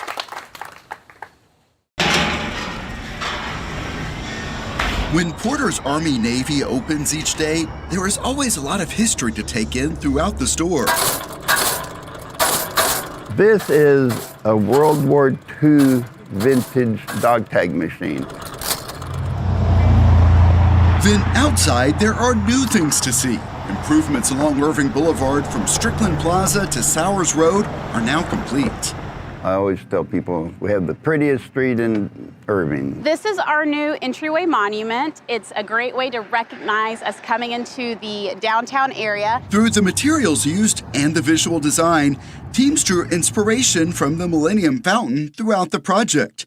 Check out the overhead view of the fountain and compare it to the new overhead view at the Irving Boulevard intersections with O'Connor, Britton, and Main. And the coordinated aesthetics do not stop there. Pillars that go up just help to provide a beautiful, consistent design feature along the boulevard. Upgrades, including shade trees and sitting walls, also make the street more pedestrian-friendly. I like the street lights. I think they're pretty. They do a good job illuminating. One of the great features of the project was now having continuous sidewalks throughout the boulevard, which then again helps with promote that walkability of downtown. The city also reduced the number of lanes in a portion from 3 to 2. I was kind of concerned about, enough volume of traffic, but frankly, it's plenty. And I even think traffic being slowed down has been a benefit to us because more people see, your location. We were able to add in parallel parking along the side, which helps provide more parking and designated parking for downtown as people come and frequent our businesses down here. And economic development is what it's all about. New townhomes are coming to nearby 2nd Street, and other residential development is in the works. With more people living downtown, businesses will likely find this area more financially attractive. I'm really not only hoping, but starting to see some revitalization. I'm starting to see some reinvestment. We're ourselves getting ready to do an exterior improvement and actually a complete remodel inside and out of our own building, which we've owned here for, 35 years. Roy's Pawn is participating in the city's facade enhancement program. owners can apply for grant money to improve the look of their businesses. Several are already complete. More are in progress. We just hope to continue to encourage small property owners to take part in those and advantage of them and reinvest into their property. We definitely want to be an asset to the community aesthetically and from every other perspective. Some of the buildings have looked pretty much the same since I was little. It would be nice to see just some exteriors revamped and things. Hopefully the street will inspire stuff like that. For now, business owners are celebrating the transition seen in these before and after views driving down the boulevard. I'm happy with the end result, very happy. We have been waiting a long time for this, and the way it's come out has just been more than expected. It's turned out beautifully. Work now complete that gets a historic boulevard ready for the future. Yeah, it all makes for a nice package. Thomas Gandy for City Source. Local golfer Patrick Hensley is enjoying a round at one of his favorite courses in the area, Irving Golf Club. The facilities are great. The greens are always in great shape. It's just a pleasure to come out here and play with my friends. Golfers from across North Texas have flocked to Irving Golf Club since it reopened in 2019 following an extensive renovation. When we decided to do this, there were a lot of golf courses closing across the country. But, we knew that there would be an uptick in golf. The numbers are showing that it's still alive. It's still, doing very well. Before the renovation, the number of rounds played here had fallen to about 6,000 a year. But since reopening, that number has skyrocketed nearly 7 times that, now averaging more than 40,000 rounds of golf played here annually. They really love the course. The greens are one of the best in the DFW area. And with the cart paths going in, it's only going to get better. Crews are currently in the process of replacing the original cart paths, which date back to when the course opened in the 1980s. Concrete and the city of Irving really don't get along too well. The cart path was literally crumbling. The new paths are wider around the tee box and green complexes, allowing for two-way traffic while protecting the grass. And it's kind of like the last big thing that needed to be done in the renovation process. It's an ongoing thing to make sure that we stay on top of the maintenance to keep people coming out here. New additions to the clubhouse area have golfers hanging out after the round to grab a bite to eat or have a drink. And that food and beverage revenue has Irving Golf Club turning a profit. They wanted to make sure that the course was affordable. We want to make sure that it's something that anybody that wanted to play had the ability to come out here and play. You got to make the revenue up someplace else, and so food and beverage was the key, and that's what we want, to grow the game and keep it going. A renovation that's led to a revival of public golf in Irving, creating memories on the links for years to come.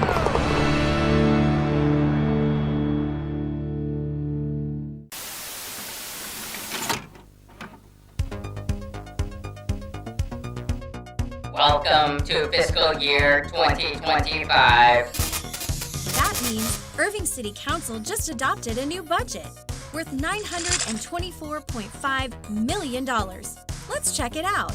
The FY25 annual operating budget is based on maintaining a tax rate of 58.91 cents per $100 valuation. That allows the city to deliver exceptional customer services and promote a high quality of life for Irving residents, visitors, and businesses. The largest portion of the fiscal year 2025 budget is the general fund. At $306.1 million, it comprises 33% of the total budget. As you can see here, public safety makes up the majority of the general fund. In fact, 70% of the general fund expenditures are for salaries and benefits for employees, like police officers and firefighters. Did you know that 34 cents of every dollar residents pay the city goes directly to public safety and fire protection? Indeed. And the rest is divided amongst these important services. That's right. The city of Irving serves more than 264,000 residents while maintaining infrastructure across nearly 68 square miles. 1,440 lane miles of roads. Let's go for a ride. Slow down. Let's look at the highlights of Irving's capital improvement program first. $23.7 million are appropriated for streets and traffic, like Irving's Road to the Future program. But the majority, $61.4 million, is dedicated to water and wastewater projects. There's so much to learn about Irving's fiscal year 2025 budget. Where can we go for a more in-depth look? Use the World Wide Web to visit cityofirving.org/budget.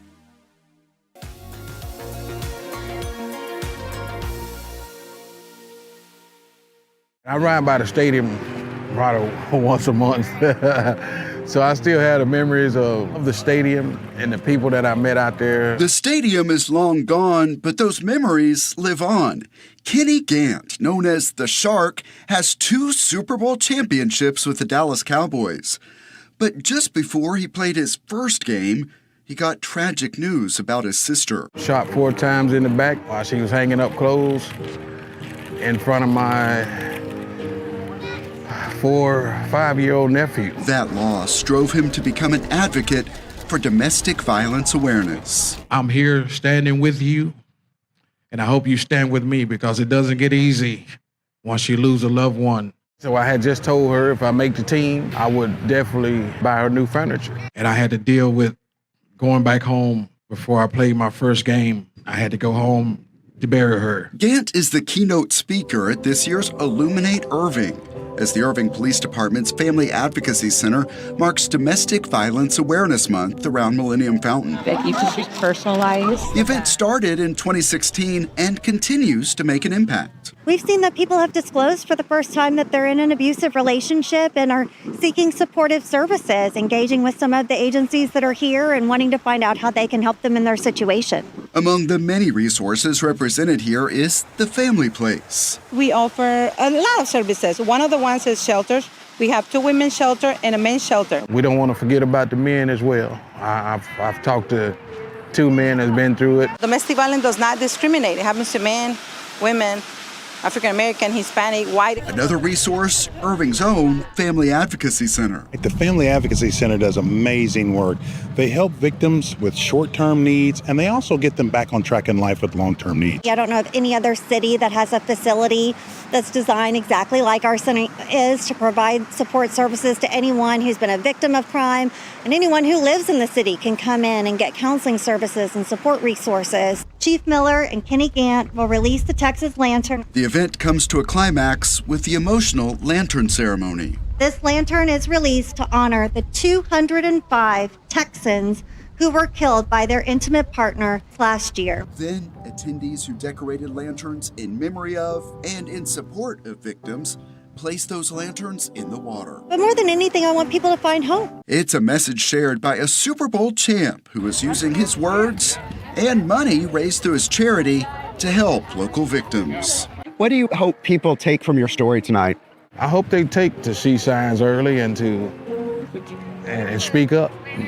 And don't be afraid to speak up. Shining a light on domestic violence at Illuminate Irving. We are all family standing together. Thomas Gandy for City Source. Ralph Macchio made an appearance at the Toyota Music Factory in Irving just a week before being honored with a star on the Hollywood Walk of Fame. And I'm just very blessed and just do not take it for granted. It's a select few that get that opportunity, so I'm really excited. The community came out screaming with joy outside Alamo Drafthouse Las Colinas for the Cobra Kai Season 6 Part 2 premiere. I don't think the audience is prepared for just how big the Sekai Taikai is, and we had to come to a very big state to premiere that, and Texas was calling. The stars of Cobra Kai and the original Karate Kid movie walked the red carpet to express their excitement for the final season. What's been great, I mean, we were the kids learning karate in the Karate Kid in '84, and now we're the coaches and the mentors of these students. As Daniel and Johnny and Chosen and all the senseis are trying to find their own way, we get to inspire a new generation of kids to stand up for themselves. For me, every time I hear "You're the best around," I just immediately, it takes me to, every time. So I'm wondering, what's the song that maybe takes you to one of your favorite scenes from the movies or Cobra Kai?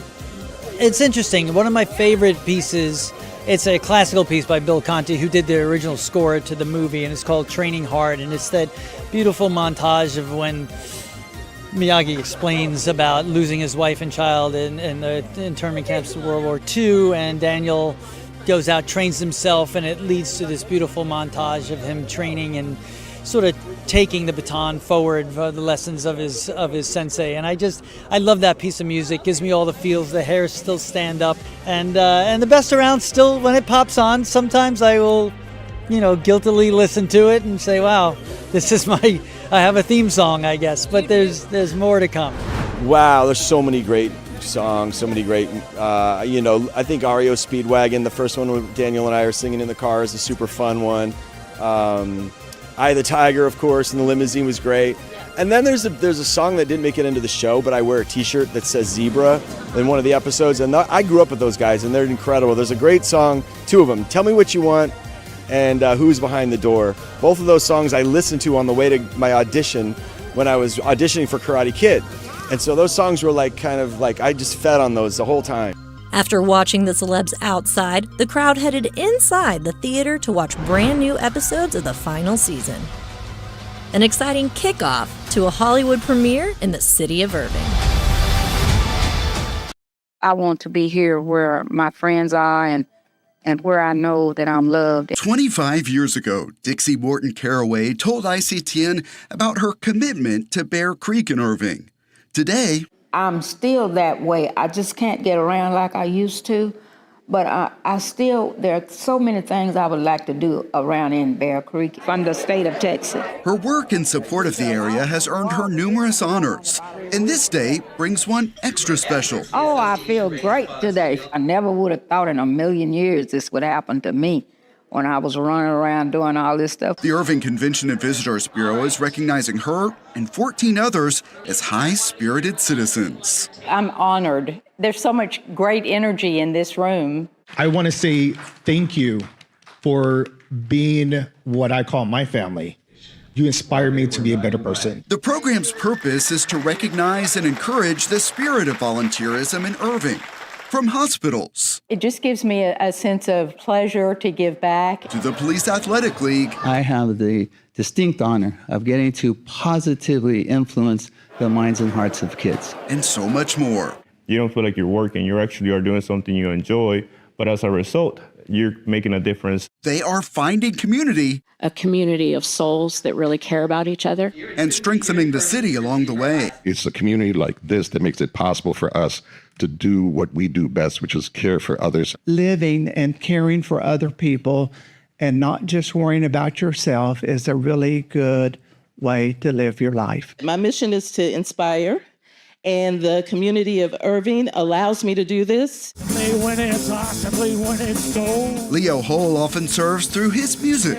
He's among the honorees offering ideas for getting started on a path of service. I start my day every day with three things in mind. I want to make a little kid laugh out loud.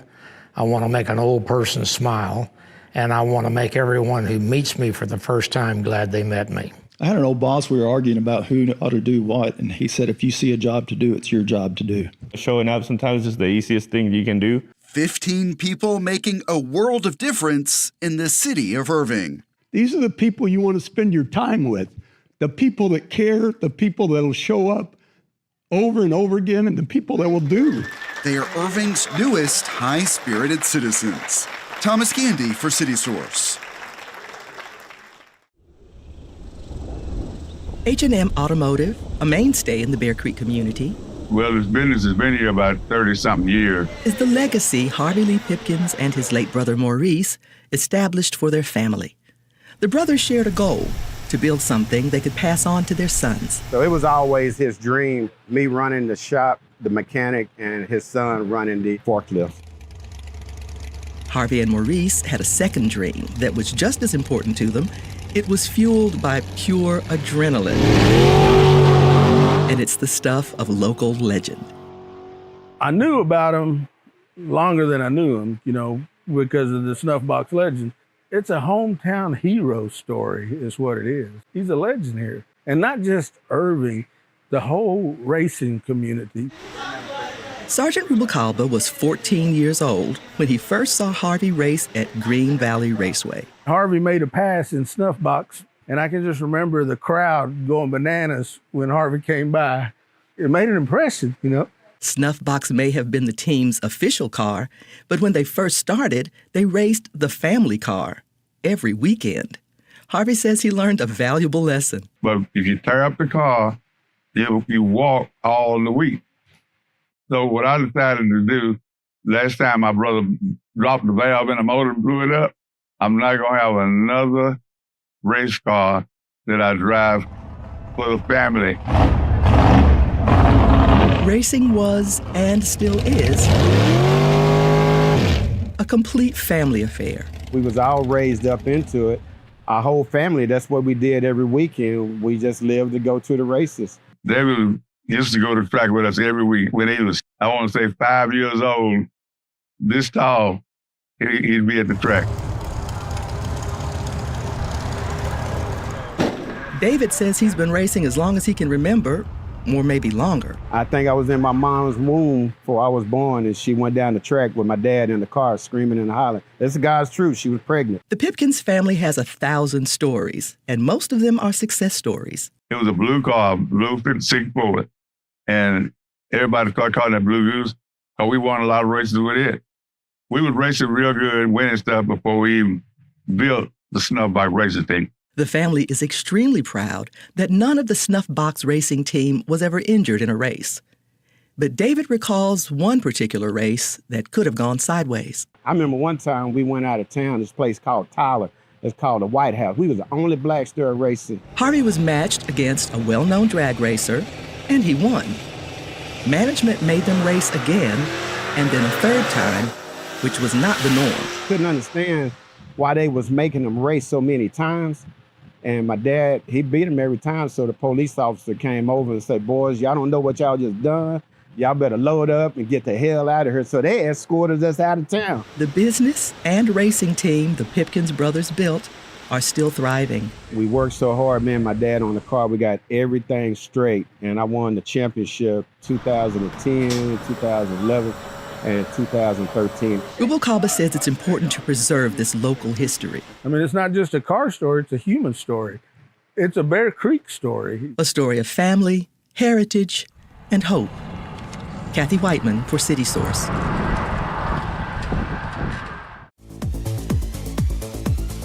Your ICTN team produced 36 videos in the month of November. The ICTN Game of the Week closed the season with more than 10,000 total views, averaging more than 1,700 fans watching each of the 6 games. One of the things Mr. Carpenter always was keen on is he said, I want Las Colinas to have a sense of place. I'm really excited. And we had to come to a very big state to premiere that, and Texas was calling.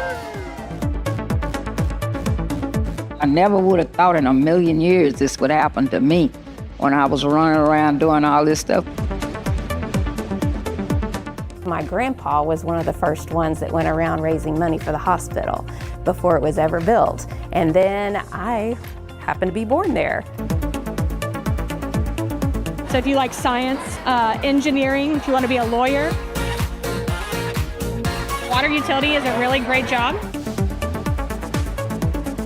The major theme is learning to appreciate and not take advantage of those we love.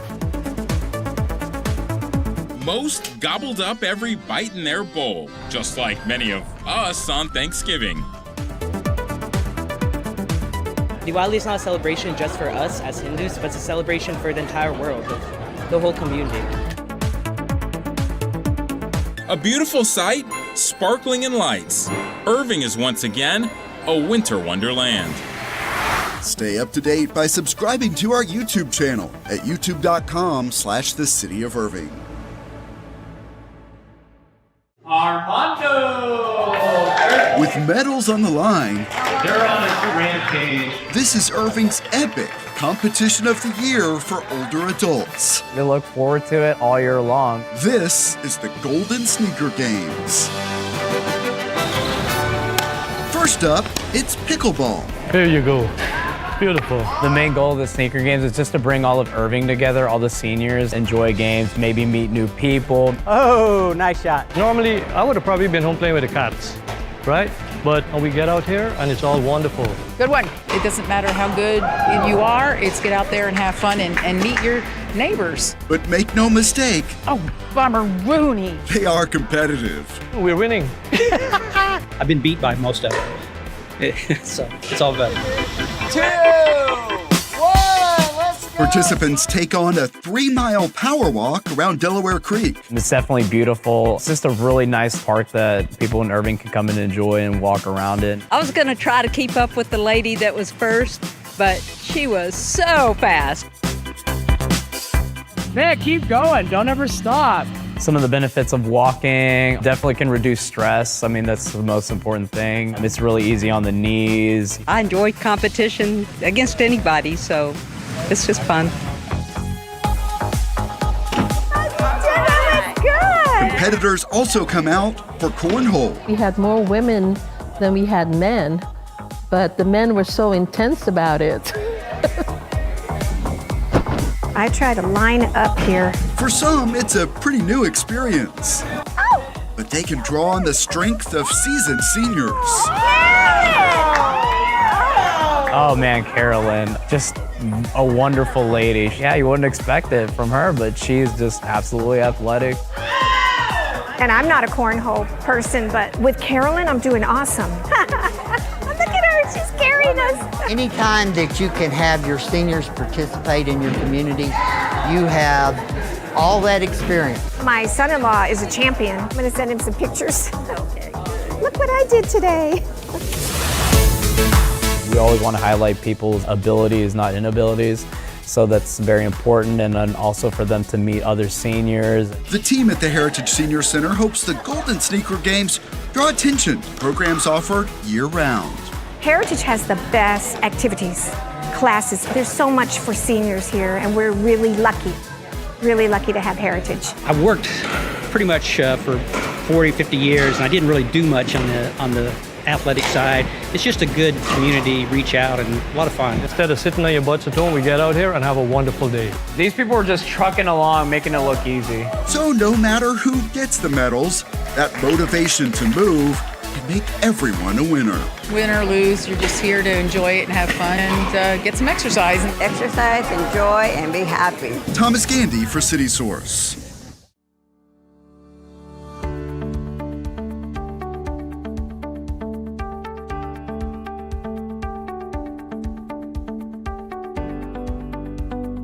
Our 2024 Glow Up is all about enhancing the actual parts of the library that people experience every day. This comes about as part of the municipal bond election that we had about 3 years ago, and the bond was for upgrading and expanding library services.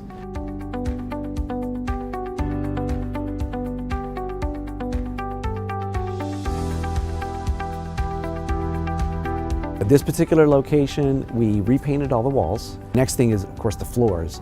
So this building was built in 2012, so we haven't had any new flooring since then. It's been 11 years.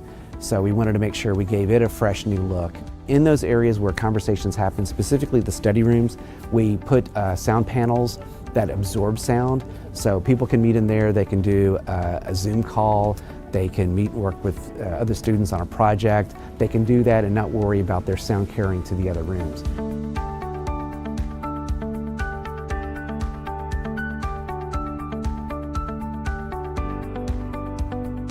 One of the things that we noticed was, first of all, the parking spaces and how they're laid out. So at all 3 locations, we went back and repainted the lines to make sure that there were enough space.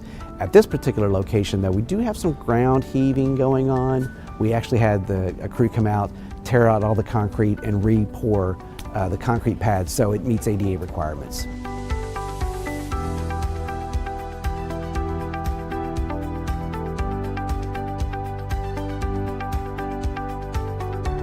The other thing that we're doing is most of our service points are made out of a laminate cover. Those get beat up, those get torn and everything, so we're actually putting new laminates on to kind of freshen things up. So whenever you look at the service desks, you're going to see some new colors, and it's going to just add to the experience.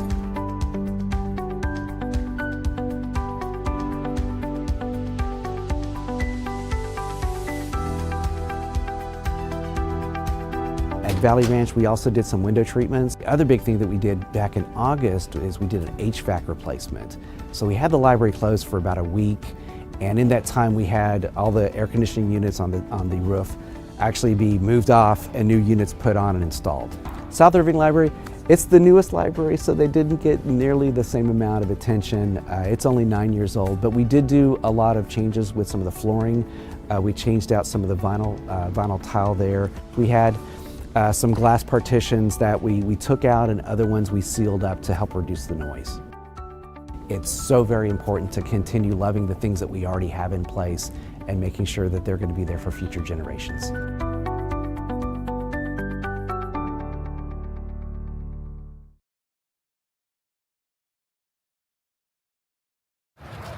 More than 400 volunteers turned out for Keep Irving Beautiful's Trash Bash. The event is in its 33rd year, and the main goal of this project is to keep waste from getting into the Trinity River. Volunteers collected more than 2,500 pounds of trash and recyclables.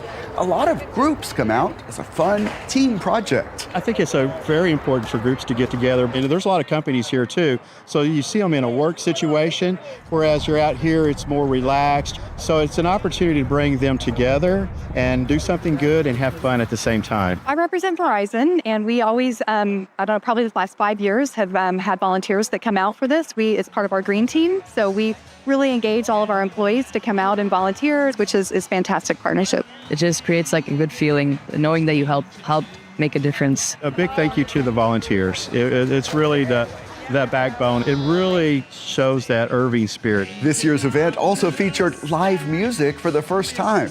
Keep Irving Beautiful works with volunteers year-round. Learn more at cityofirving.org/KIB.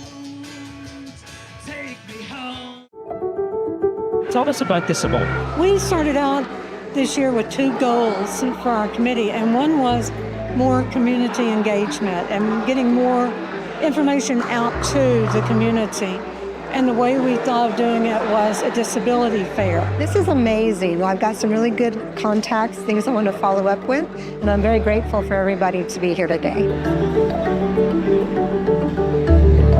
It amazes me that how people do not know that they worked for this. They worked hard their life, and when they need it, they need it. And we are there for them. There's a lot of resources like home health, hospice, any kind of things that you need is available. Sometimes if you don't have a disabled person in your life, you may not realize how similar their needs are to everybody else's needs. So coming out and supporting this gives people an opportunity to see the big picture and what they can do to help. Yes, we're the ones to help out with that.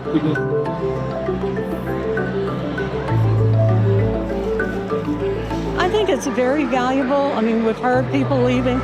You know, I found out, I learned more. That I didn't know this was available. I didn't know we could get this. So that was one of our goals, is to get it out into the community. The Irving Hispanic Chamber of Commerce marked National Nonprofit Day with its first ever nonprofit fair at the Jack T. Huffman Community Building. So in our process, we want to make that person come in at this level, walk out at this level.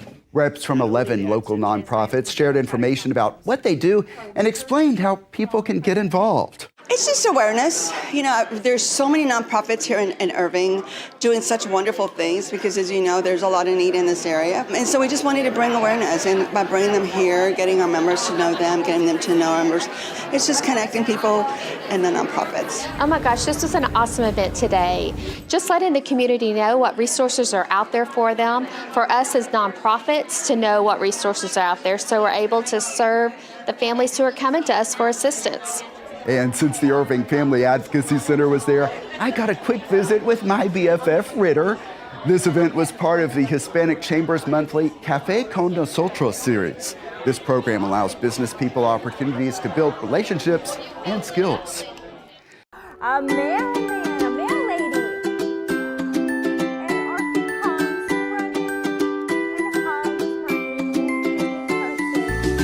running. Today we're doing a special story time with the animal shelter. The story that I'm going to read to them is about a dog who's writing letters to different families hoping to get adopted from the streets, because he lives in the streets at the moment, and at the very end we'll find out if he gets adopted or not.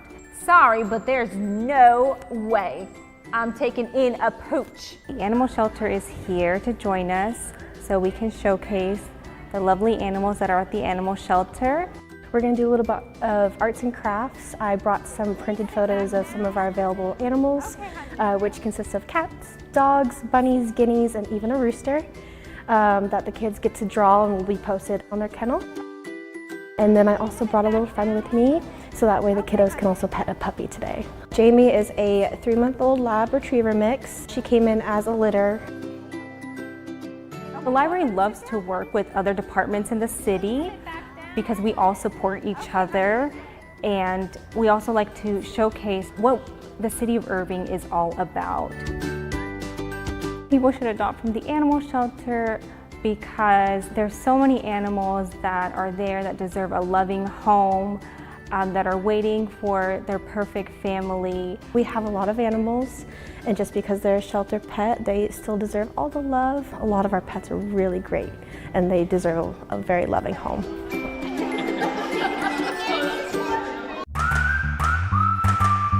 It's going to be a great day here at Keys Elementary. They are so little. We have partnered up with Irving School Foundation and Truist Bank and Samaritan's Feet for a shoe donation. Hey, how's it going? And getting some brand new shoes for these awesome kids.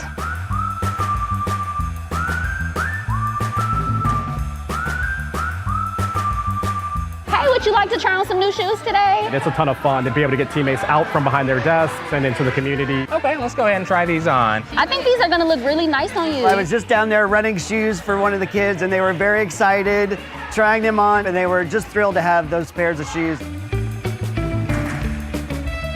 Many of our kiddos in low to moderate income areas may not have had an opportunity to have new shoes. So giving them new shoes, providing a care package, providing a hygiene pack, just so kiddos can have these essential things.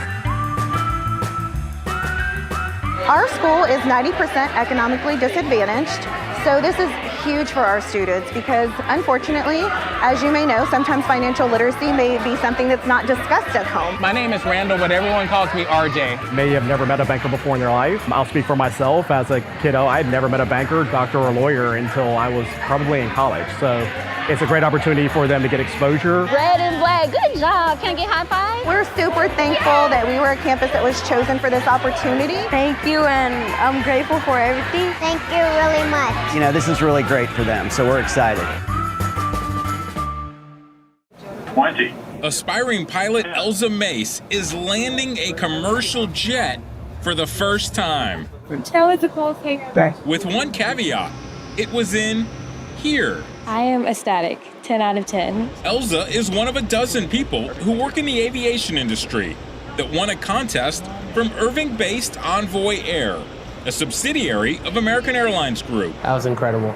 It was everything I wanted and probably a little bit more too. The contest, in celebration of National Aviation Day, gives winners the opportunity to jump in the captain's seat in a flight simulator at Avenger Flight Group, located in West Irving. If aviation isn't in your family, you don't even know what it takes to become a pilot or what pilots in training go through. 500. Going back and forth. Inside the simulators, you completely forget you're still in a building in Irving. It feels exactly like the plane. Wherever you're ready, go ahead. And sitting at the helm of this aircraft could be the runway for a future Envoy captain. Getting in there today, probably very similar to me the first time I got in the sim, gives them that spark and the motivation that they need in order to kind of continue to pursue their dream. Been shot out of a rocket. Oh my goodness, yeah. That's certainly the case for Elza, who is more than eager for her career to take off. I already want to be a pilot, with this just like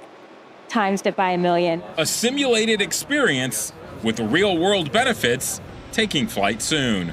Robert Sheik for City Source.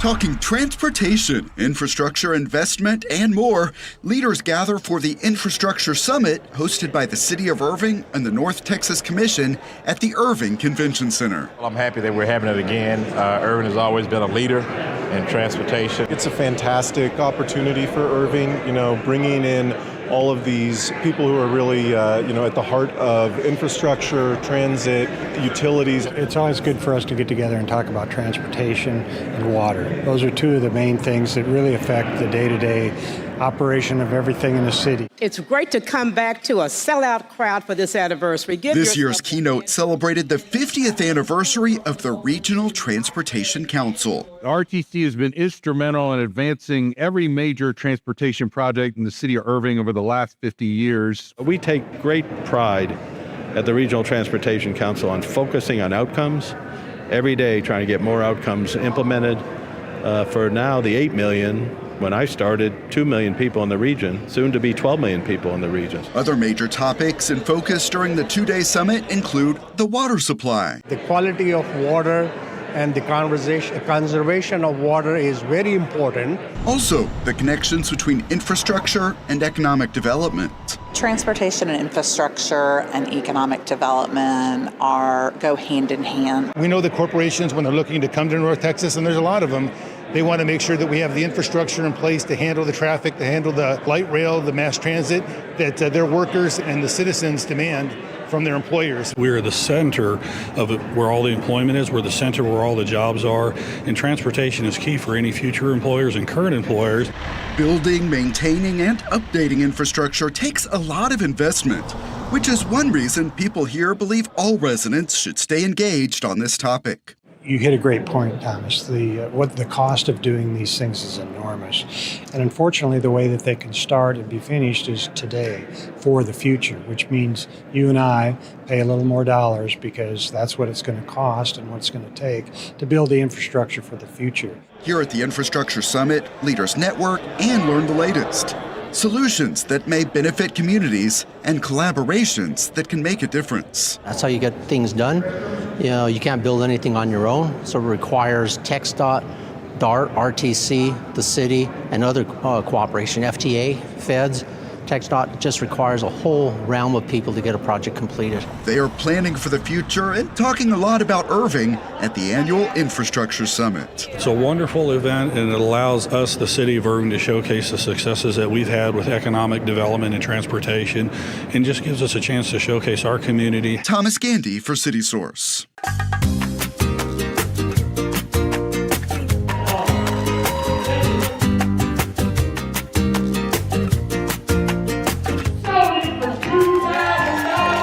Tonight is our annual gala. It's a fiesta theme. It's Viva Irving Cares. And so the idea tonight, of course, is just our biggest fundraising event of the night.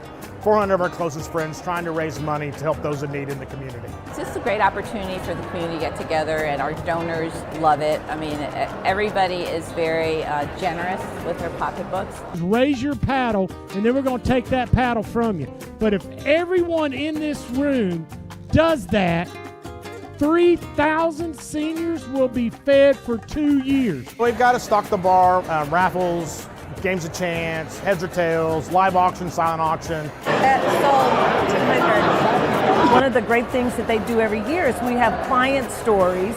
So we have clients that have come in for services, and they get on video and they talk about their experience with us as case managers. I asked one of the case managers, do you need help? And I was told yes. Do you want to come volunteer? I said, I would love to come volunteer. The people we serve, I mean, they just, when you see, you don't expect a success story, but when you get it, you just feel like you're accomplishing something. And I love that. I love the people we meet every day, from the children that come in, just the smiles, just, helping someone that comes in and they say, do you guys have formula? We do. What type of formula do you need? You never know what a person needs. And so we try to be that one-stop shop. It's so important, I think, for a community to support those who aren't in the same position as some of the rest of us. Everybody tells me I'm the face of Irving Cares and this and that. They're the heart. They're the ones who sit down with everybody and talks with them. So to my staff, thank you. Kyle's just been amazing. He's very plugged in. Plus, as you know, he's on city council. So he does a really good job. Really what it is I love the city of Irving. I love everybody. I think everybody should have some from a foundation and an opportunity to be able to have a foundation to stand on. So whether it's providing them a chance to get a GED or simple thing as a bus pass, to be able to get to and from work when their car's out, to make sure they don't lose their job. It's just the idea of helping my neighbors and providing an opportunity and a little bit of hope and help to everybody. Sold one time for $3,000, sold over here for $3,000. Everyone here tonight makes a positive impact in Irving.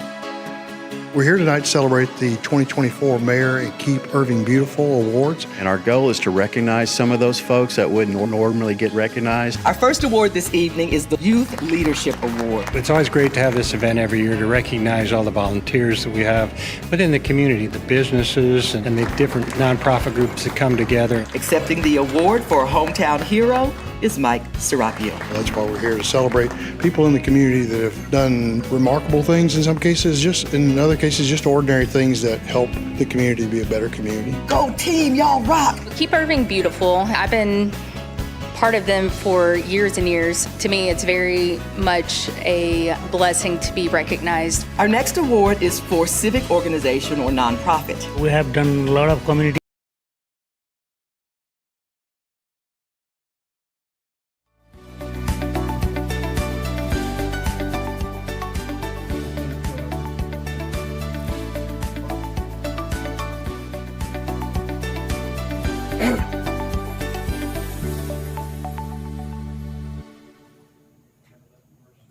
Yes, sir.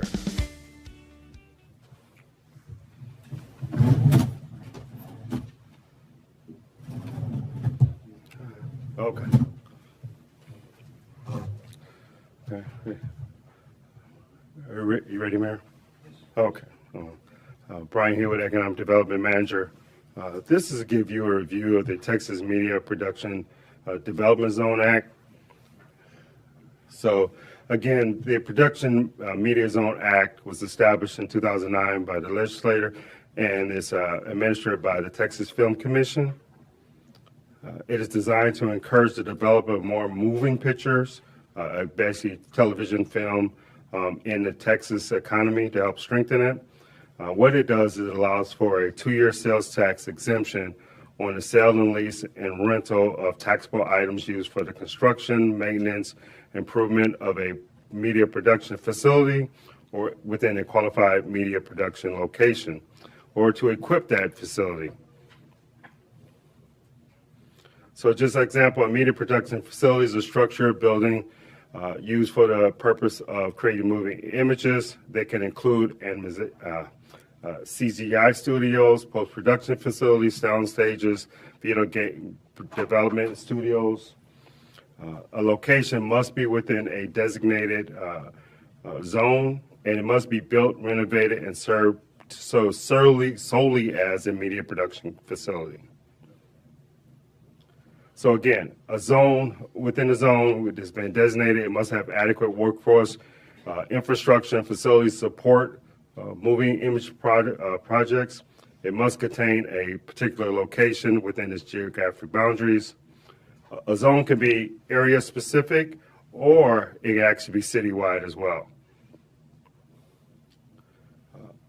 Under the statute, zones are valid for 5 years once they've approved. There's no limit on the number of renewals. There are 10 in the state at any one time, and only 5 can be in a particular region. As of today, 4 cities have passed zones listed here. The one in Fort Worth is still being evaluated by the state. So what happens is you pass the designation for ordinance and a location, a zone and a location. You then have to submit that to the state. The Texas Film Commission has final say-so whether or not you receive the designation is granted. So right now, the Fort Worth application was just approved in December, so it's still being evaluated. And only 3 can be in a zone at any 3 locations could be in a zone at one time.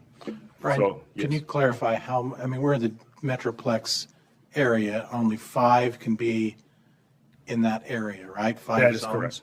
That's correct. And so I'm seeing 3 that have been submitted for the Metroplex area. So what else? 4 have been submitted, 3 have been approved. Okay. The Austin, Midlothian, and Dallas have been Well, approved. Austin's not in the Metroplex. Oh, that's true, too. I don't know why they count it that way. It's a good point. I'll double check on that one. Okay. No. Now they could possibly qualify as a facility, but they're not designated. They haven't applied for it. But thank you for. I will follow up about the Austin one. Apologize for that. So as I said, the act requires that City Council approve a zone, and it must be done by ordinance. You also must, if you want to do this by ordinance, pass a specific location. And again, the Texas Film Commission has final approval on the designation. And again, if the zone is approved, the zone and the location, I should say, the requester receives a sales tax exemption from the comptrollers. And then this exemption can be used, obviously, to exempt them from any state and local taxes associated with the qualified purchases. And there is no limit to the amount to be exempted. If, in a particular case, they have a certificate, they go to a vendor, the vendor does not accept the certificate for whatever reason, then the company can then apply directly to the comptroller for a refund. Again, this just kind of goes through the steps. So again, a requester submits an application to the nominating body, such as the City of Irving. We have received our first request, and which we'll talk about a little bit later. Within 7 days, you have to send that to the Texas Film Commission digitally, which we've done. And you have 90 days to review the application. You can request more time if more time is needed. If you do not make any action within the 90 days or request an extension of time, then the nomination basically dies there. So on the 91st day, if there's been no action, then it dies there. And again, it goes through this process. Each location is valid for 2 years once approved. The zone itself will be valid for up to 5 years. And again, it can be renewed. So again, this program is designed to encourage film production, various types. So again, what you have is everything from in Midlothian, you have the film The Chosen. They have productions down there. In Austin, they actually have the Activision, so the Call of Duty video game series there. In Fort Worth, they're doing, was it 1883? Landman. Okay, Landman. Yeah, so they're doing it there. So you have places that are doing it. The biggest part about this is obviously it becomes a potential tool in the economic box. However, there is a limit because there is only 5 allowed per area. And so right now, what we have, and again, we're going to double check that, but at least 2 in our Metroplex area have been approved. A third one is being considered by Fort Worth, and I'm not quite sure. I did check with the Texas Film Commission. No one has submitted for another one at the time, but again, that could change at any moment. So yeah. Mayor and Council, we have a pending application, which is the subject of the closed session discussion that we'd like to discuss with you, but this is just general information about the Media Production Zone Act, what the parameters are. If there's general questions, we can answer those, but we do have more information about a specific application we can provide in closed session. Just a question, like for that slide 5, were you saying that there's only 4 in the state actually right now? Not in the state. This is actually what I was looking at was the Metroplex, which is our region. I thought maybe because you said above you can only have 10 in the state. Well, you can only have 10 in the state. I didn't get the numbers for the state. I just looked at our area. I just thought that might be why you're doing Austin. And again, I think it was one of the ones that I'll double check that. For some reason, I thought they had listed them in the Metroplex and they're not. So, but again, we definitely have 2 that have been approved in our area. But I think there are many more throughout the state, but I'll check on that number, but it is getting really close to the limit. There is some consideration about increasing the limit, but again, this is done by state statute, so you're talking about an act by the legislature, and I don't know when that will be. I'm not sure how high up on the importance charts that is, so we want to give you a chance to consider this while we still have a few vacancies. Yeah, Brian, am I reading this correctly? Then by each of these colored zones, 5 is their max per zone? Yes. Okay. Yeah. And right now, for our Metroplex, does that include Fort Worth, Dallas, Irving, Arlington? Yes. Kind of what this whole area, okay. Correct. So now we know that there's 2? We know there's 3. officially 2, 3, and another one is possibly on the way. Yeah. Now, this is just a kind of a question, because the only other kind of facility that I know of that is in Irving, which is Las Colinas, the not performance, but the film center up at Royal. And do we have any obligation to let them know? Because we could end up with 2, meaning here, Irving. So what you could potentially have, if you decide to do a zone, you support a zone. Apply. Is what Right. If you decide to put a zone citywide, in each zone, you can have up to 3 locations. So again, if you do a zone that's citywide, you can do the one that we're any one time. Good. Thank you. That's a good one. Gail, you want to read us back into executive session and we'll. Yes, sir. The time is 4:28, and the Irving City Council will go into a closed executive session to discuss economic development negotiations.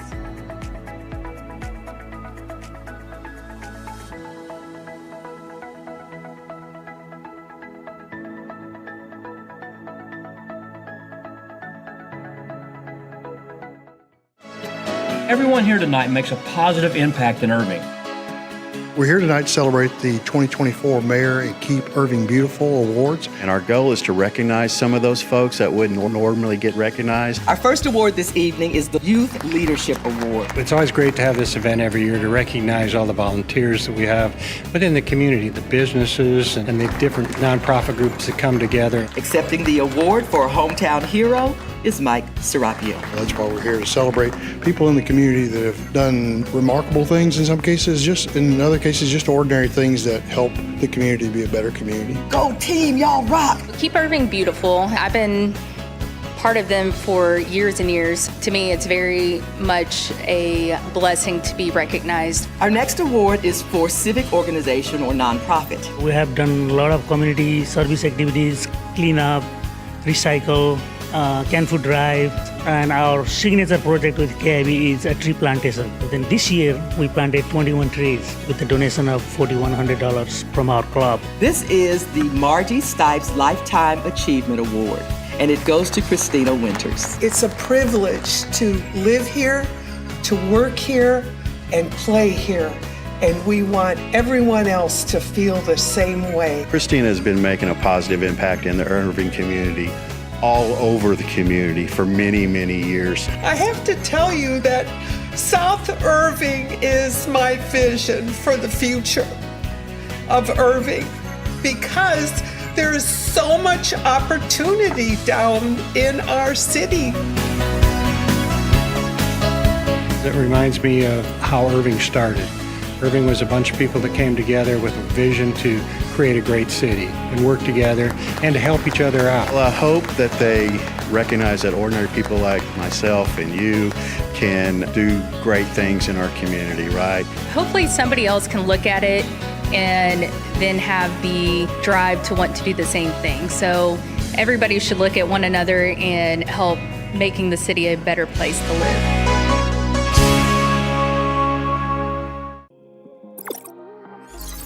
Road to the Future.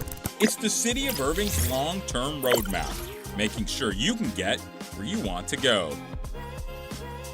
The City of Irving's Traffic and Transportation Department maintains 1,440 lane miles of roads. To put that into perspective, if you left from Irving City Hall, that's the equivalent of maintaining a 2-lane road all the way to Nashville, Tennessee. Yeehaw! To keep you safe, the city has more than 58,000 street signs, 220 traffic signals, 350 pedestrian and school crossings, and nearly 2,700 city-owned streetlights. Irving's road system is estimated to be valued at more than $1.5 billion, and Road to the Future ensures the city continues to invest in its roadways. Over the last 3 years, the Capital Improvement Program has completed $25.7 million worth of street reconstruction. and another 15 projects are currently in progress, worth $110.9 million. This is also year 7 of the city's Summer Overlay Project, as the Traffic and Transportation Department repaves sections of 25 streets across the city. Irving's Road to the Future program, continuing to invest in your transportation.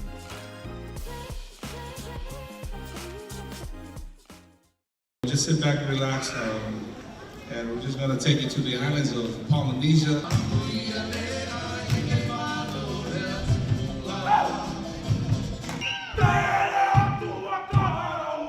And we're putting on a luau, inviting the community. Our team came from our King's Chapel in Kauai and in Maui to put on a luau show for the community. We're going to showcase a lot of our Polynesian culture, Hawaiian culture from the islands of Hawaii, Samoan, where I'm originally from, my parents in Samoa.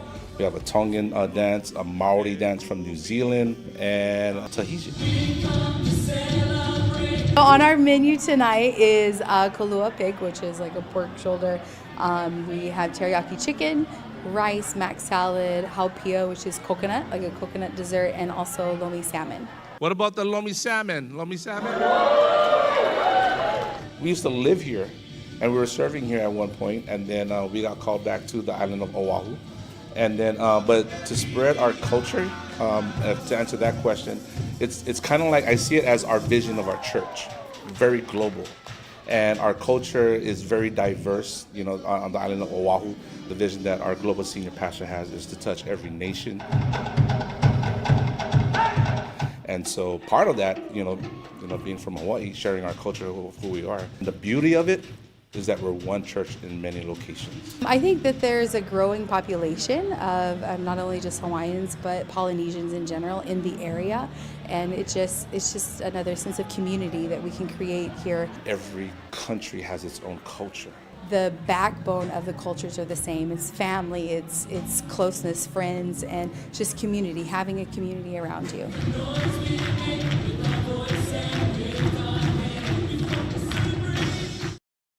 I've written 5 books and published them. This day, Dorothy Farrell has a new story to share. This is another chapter. Another chapter. Good to see you too. Members of the City of Irving's community development team are visiting to follow up on their work with her. It started when her air conditioner went out. And I didn't know what to do because it was going to cost so much money. And being retired, you don't have the income coming in. A friend reminded her of the City of Irving's home rehabilitation program, which can cover some needed improvements. I did apply, and I was shocked when they told me they could put a new AC in for me, which is wonderful. Every day she opened the door with a big old smile, and she's a hugger just like me. 8 kids and 2 grandkids, and I'd have pictures, so I sat up with my little angels. The city team got to know Dorothy Farrell. Some folks don't like to talk, but I'm a talker. And 3 kids, 3 adult kids, so they're all, most of them all on the West Coast. In one of those conversations, Miss Farrell shared something that happened here in this bathtub as she recovered from knee replacement surgery. I was taking my little bath and everything, and then I think it was after the knee replacement, I tried to lift my knee. I go, oh no, I can't get out. You should have seen the face when I told her about the ADA, her shower stall, removing the tub. She's like, oh, yes. I didn't have to say anything. He said, this needs to be a shower. This was a major surprise. So we completely demoed the whole bathroom, removed the tub, removed the drywall, re-insulated the walls. I was really blessed. I was able to look at towel, and I like taking showers anyway, but that tub was just too tough. The City of Irving receives federal funding for this program. The U.S. Department of Housing and Urban Development, which we call HUD, they provide us funding every year. It's based on the demographics of our city, the needs of our community. Our programs help low to moderate income families in the community. Outside of that, being an urban resident and completing the application process is how you're able to get assistance through our home repair programs. It's very gratifying, I'll say that, because without our assistance, some individuals will stay in a home that is under code standard and is not safe. This is why I do what I do. To be able to go through all of the documentation, all the paperwork part, and get to the point where the personal connection comes in. And here is the final. I love it. At Dorothy Farrell's home, there are numerous improvements to see. And right behind you, that's the new water heater, 40-gallon electric water heater. The city of Irving's been very good to me. With some of these home stresses handled, she looks forward to getting back to her passion of writing. I'm kind of getting one in my head to get started on doing that eventually. Okay, here we go. One. And the City of Irving team is proud to make an impact. I enjoy helping them out. You know, with their smile and hug, that's the payoff. Thomas Gandy for City Source.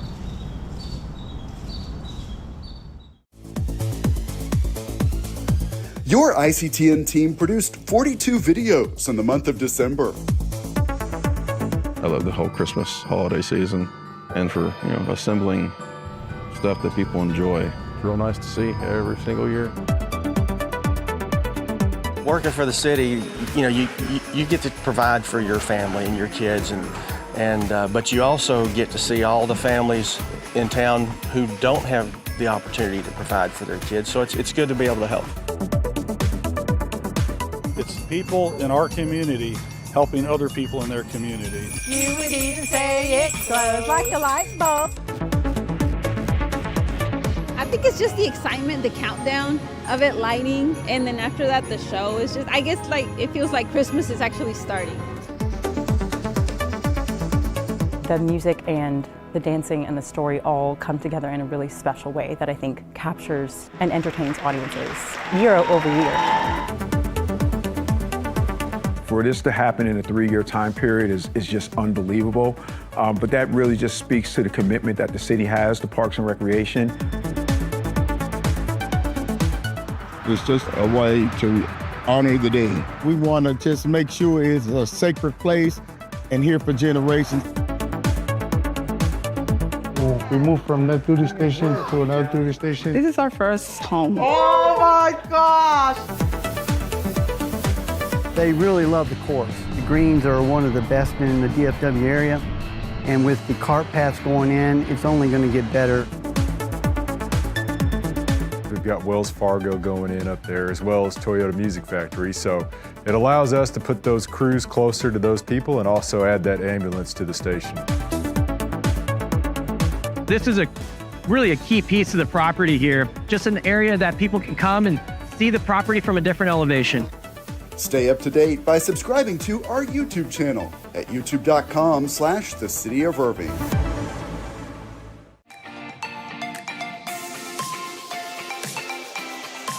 Passion meets precision at Milkshakes and More, where every recipe is crafted into a flavorful treat.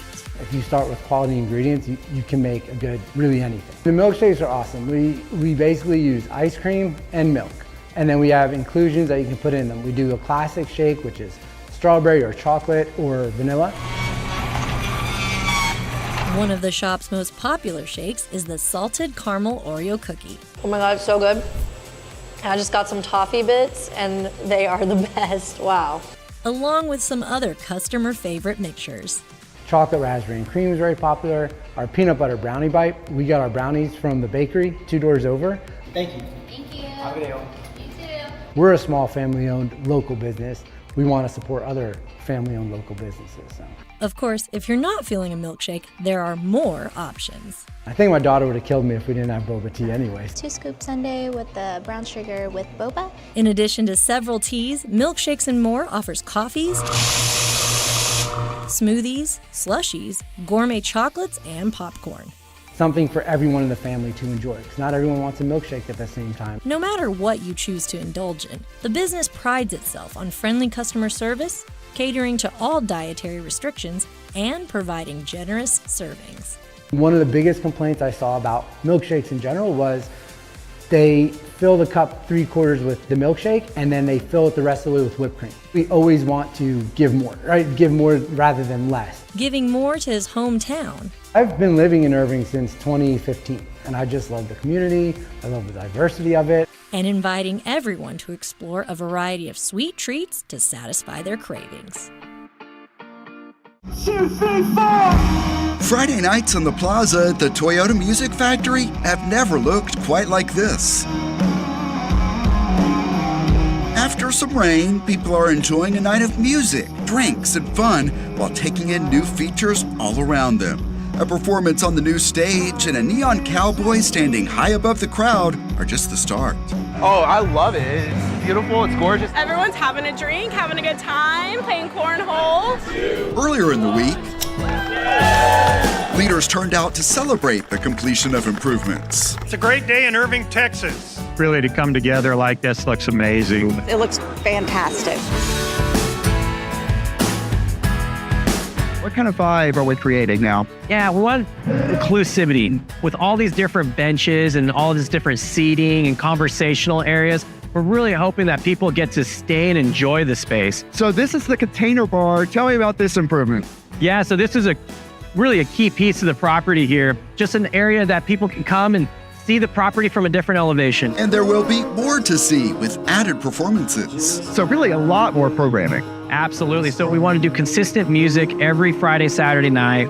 And then we'll be looking at our watch parties, so all the different sports events. Improvements extend beyond the plaza. New restaurants, a new cocktail lounge, and a new home for longtime favorite Mama Tried. We're very excited to be here. Several people went on a property-wide tour showcasing a lot of the new murals. All of this artwork is done by local artists. This is probably one of my favorite murals that we did right back here. And they pass even more on their way to the new Artist Alley. We wanted a space that we could showcase and bring in some of the local art.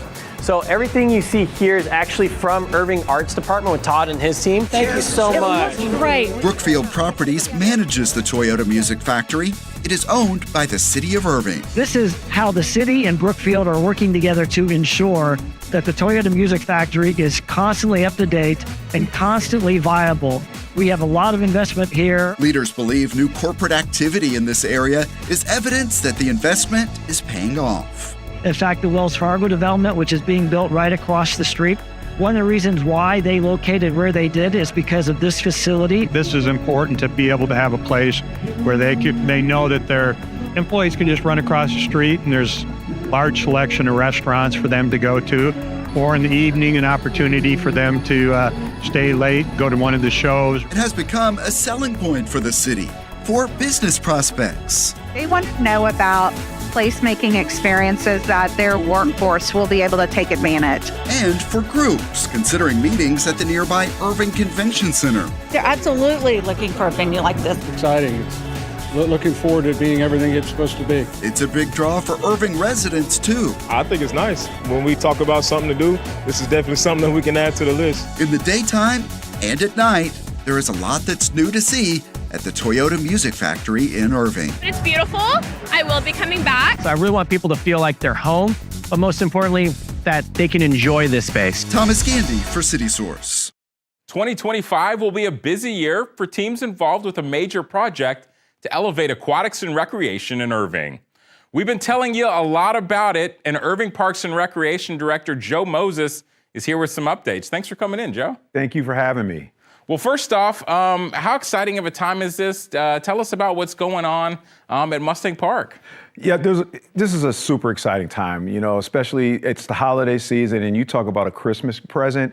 Irving residents are going to get 3 great Christmas presents for the next 3 years. Mustang is going well on. It's going to be the first of its kind for the city of Irving. It's a multi-generational recreation center where you will have a senior component, an aquatic component, a rec component. We'll have an indoor track and a couple other features I want to keep as a surprise for our Irving residents, but it's going to be amazing. It's right there off of 635. We're in the process with design documents and finalizing everything, and hopefully we'll be breaking ground in the early part of next year. And so what's kind of the long-term time frame there for Mustang Park? We're looking at about 2027. Like I said, for the next 3 years, we'll be opening up a new facility, which is amazing. So, as 25, we'll be opening up Lee, 26, we'll be opening up Center Park, and then Mustang will be the crowning jewel in 27. So Center Park will get a major upgrade. Tell us about that. Yeah, we are taking out the old pool and we're going to build an indoor natatorium attached to the facility. We're going to reorientate the facility. So the main entrance will no longer be on the back side. It's going to be on the front side of Center Park, opening it up to the park. I think that's going to really change the whole scope of the project out there, the way that park looks and feels, make it a lot more inviting. I think the residents on that side of town are just going to be amazed at what they're going to get out there. Well, and we're already seeing a lot of progress out at Lee Park. What should residents know about that pool and what's happening? You know what? It is an amazing project, what we have at Lee Park. The pool is about the same size as the old pool, but the great thing about it is it's got 100% usable water.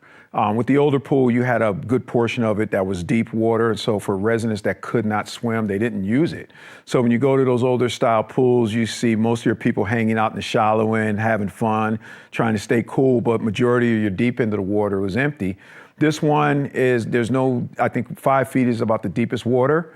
So you'll have people all over the place. There'll be plenty of play features out there.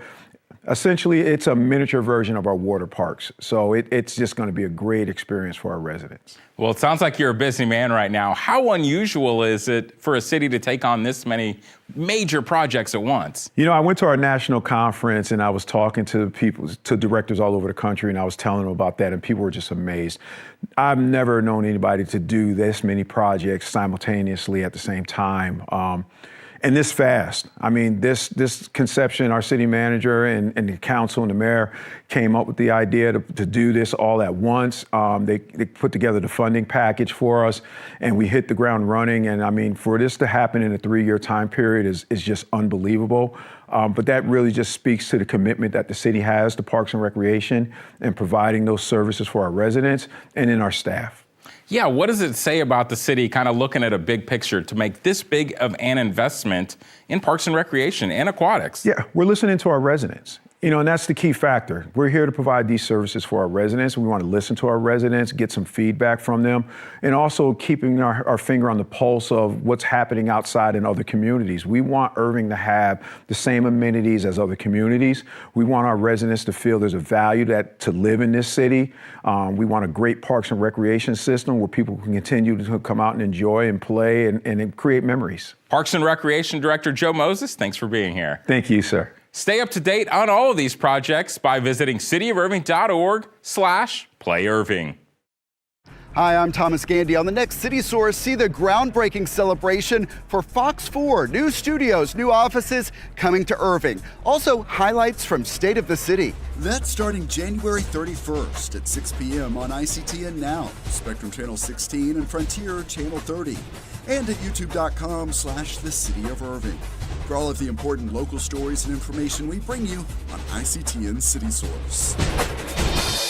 So please, raise your glass. A special sunset toast. We celebrate not just a sculpture, but the lasting legacy. Marking the 40th anniversary of the Mustangs of Las Colinas. Cheers. The celebration attracted a crowd to William Square Plaza, and many here have special memories to share. In the fall of '84, maybe spring of '85, I actually proposed to her here at the Mustang. At the Mustang. It's just special. Those butterflies you get when you're a girl and you're being proposed to. I mean, just amazing. And they were bred there. Mustang Sally. Before this outdoor gathering, guests heard from speakers, including those close to Las Colinas visionary Ben Carpenter. Mr. Carpenter found his perfect team in Robert Glenn, who is one of the greatest sculptors the world has known. Robert Glenn died last year. His children traveled to Irving for this celebration and shared their memories of the time their father spent creating the Mustangs. It was part of our life for 8 years. It took us on lots of adventures, to Spain when he went to discover the Spanish horses and do studies there. And in England. He made them in England, so we had to go and live there during the school holidays. And we used to go into the foundry where he was making the models. We'd all be sitting there sort of pinning out all the exact measurements and everything. So we saw the back end of everything. To see it today, what goes to your mind? It's total admiration. And it's, obviously as he's our dad, we're very proud of that. But to see how the city have transformed it and made it into this incredible place that people just enjoy the whole time is really amazing. I think he would have been very proud seeing them today. The Mustangs remain a point of pride for many in Irving. This is the place where people come, when they want to come to Irving, they got to come to see the Mustangs. And so it means a whole lot to the city from the standpoint of branding and also from the standpoint of a tourist attraction. It's such a thoughtful gift on Mr. Carpenter's part to say, I want this sculpture to be the showpiece, the perfect kind of embodiment of the Old West here in the New West. And it's a motto for us going forward, too. You see the strength of the Mustangs. It just reminds me of the strength of the city and that we're moving together in a strong direction. What a privilege it is to have them here in Irving. We'd like to give you some flaps, Mary.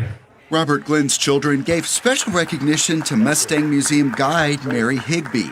She shares stories of the Mustang's creation year-round. We see a lot of people from all parts of the world. I just hope, as awareness spreads, that more and more people come and have an appreciation.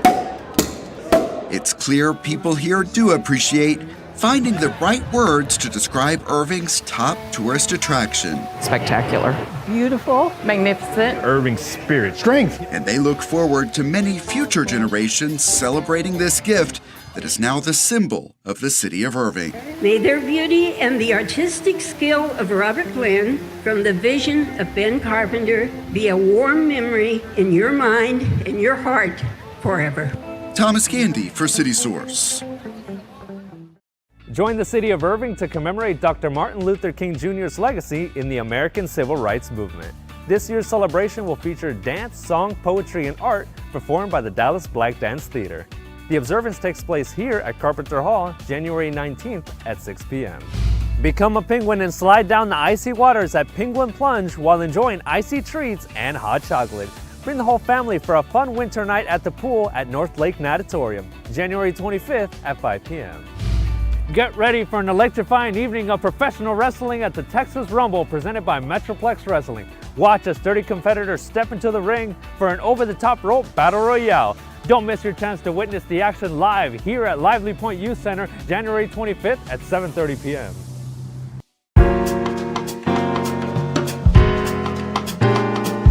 We would like to welcome you to the ribbon cutting celebration of DeLuca Gaucho Pizza and Wine. Cut that ribbon!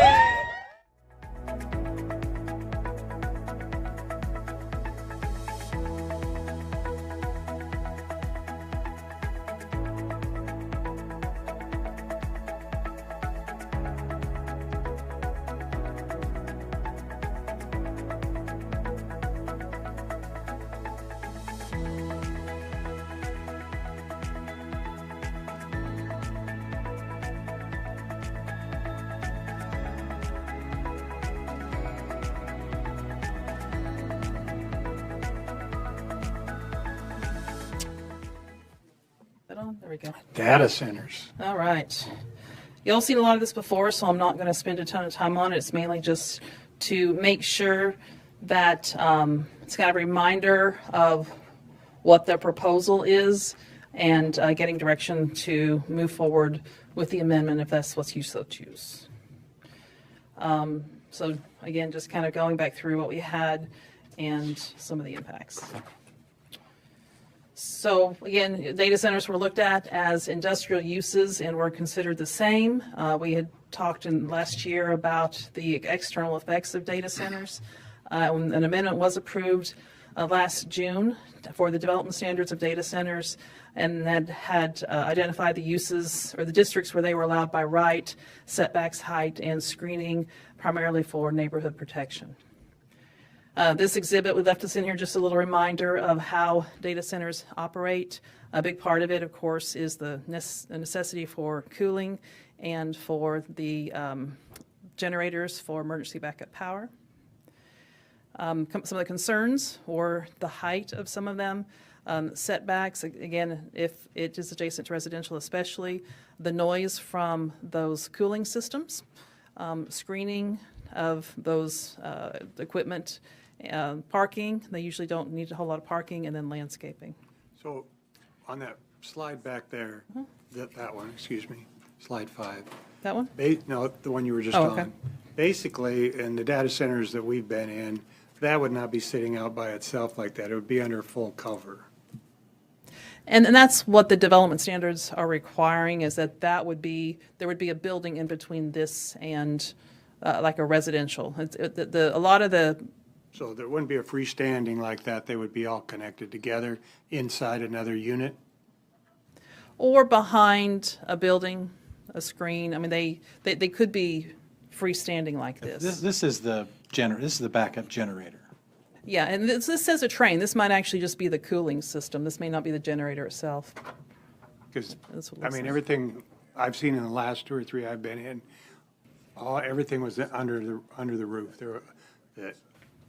It's like a big garage, and in that garage is your cooling system and your generators and everything. So it's in one building. There's not a separate building sitting out back that's got a generator in it or a separate building. And that's why I was just curious. Yeah, they may be evolving on what the best practices are. Maybe the older ones were outside more.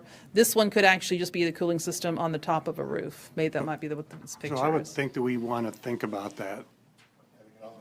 Having it all enclosed.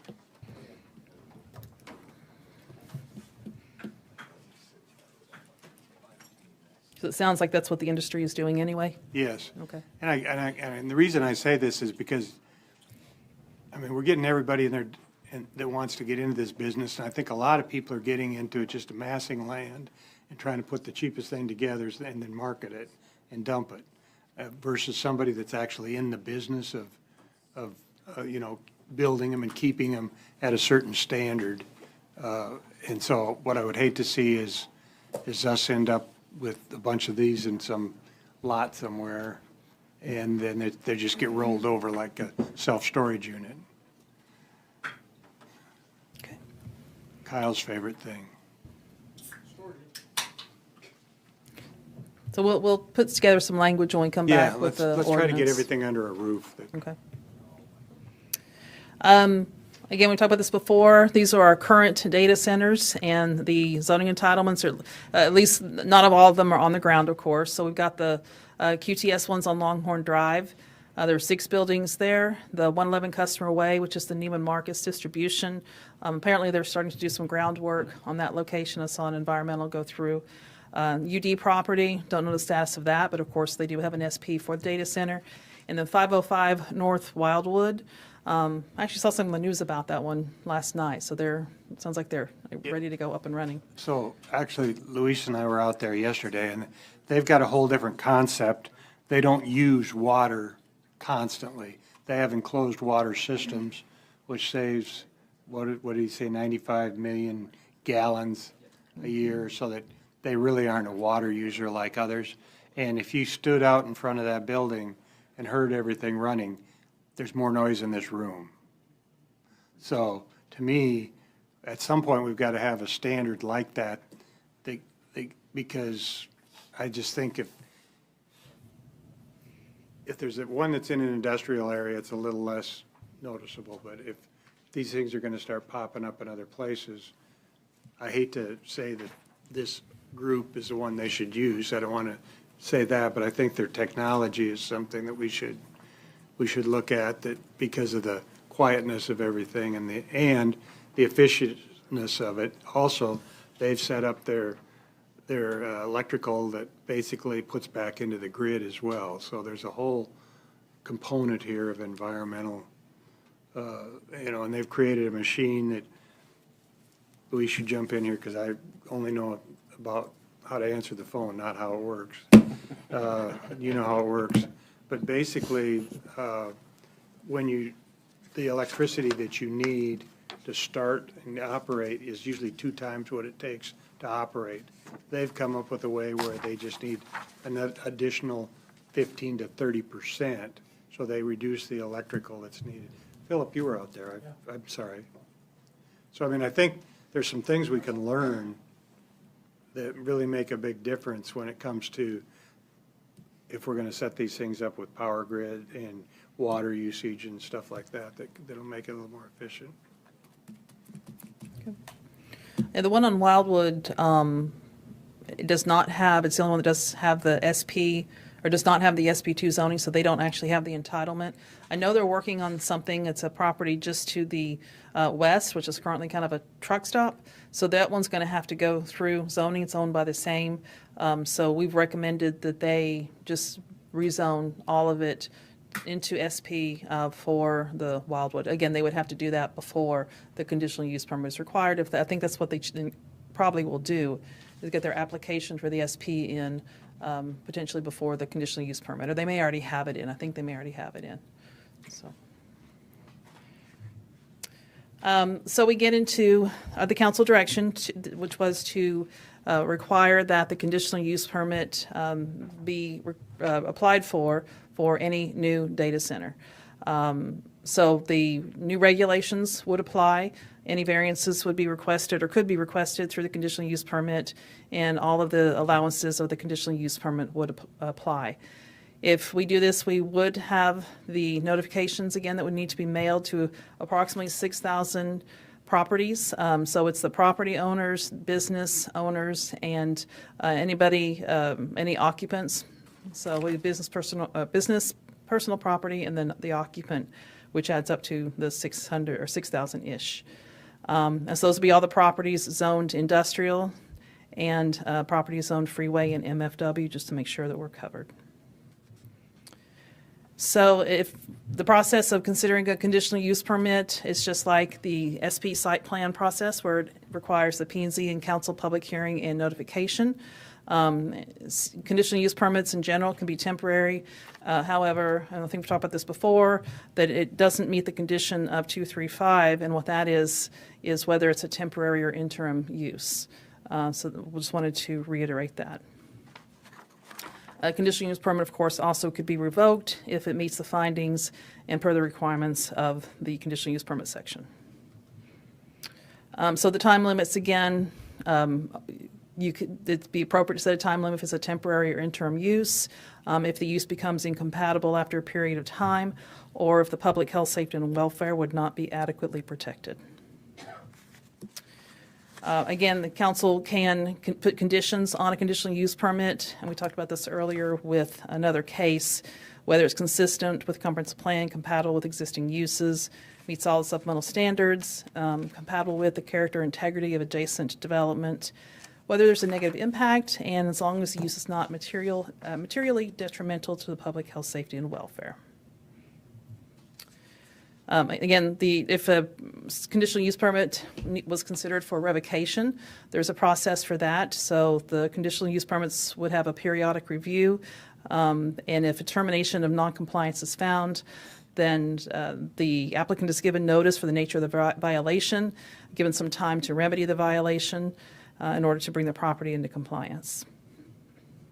If they don't bring the property into compliance, again, there is a property that staff would work through the city attorney's office with notification and public hearing no more than 30 days after notice.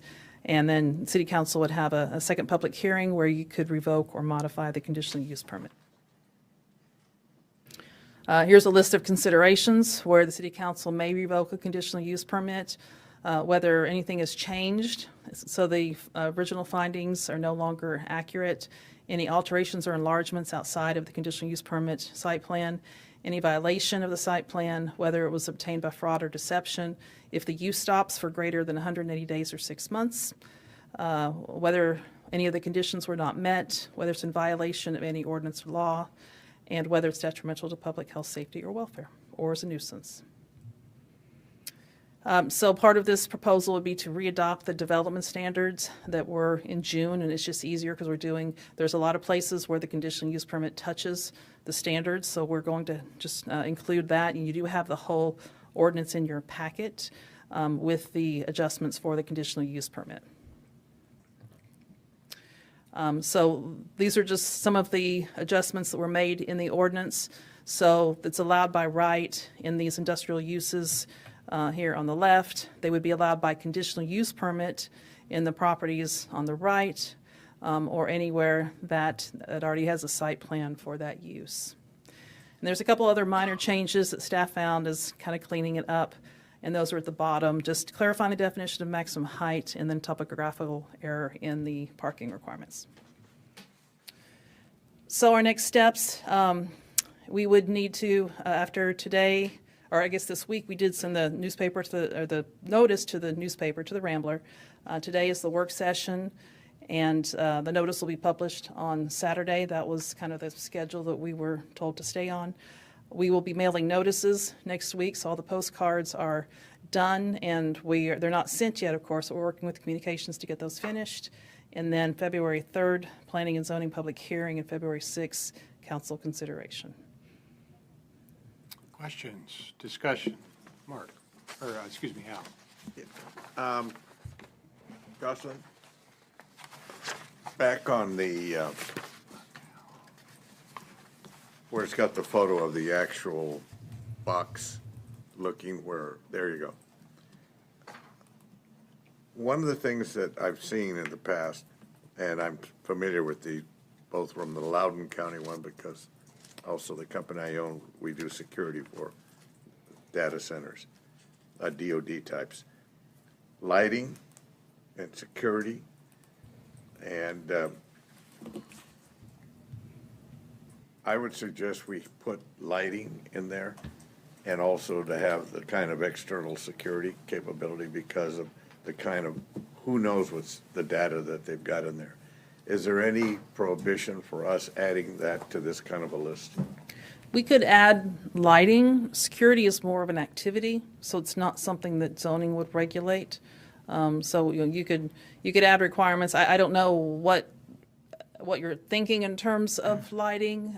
Sometimes you can add a lot of flood lighting for security, but sometimes it can be too much. So I'm not sure what you're thinking in terms of. Well, that's kind of, yes, because the mayor and I have been up to the Star skating rink, and that's one of the areas Right. that we've had a problem with. Around with residential makes a huge difference. Okay. So I'm kind of looking for things, but I've also dealt with it.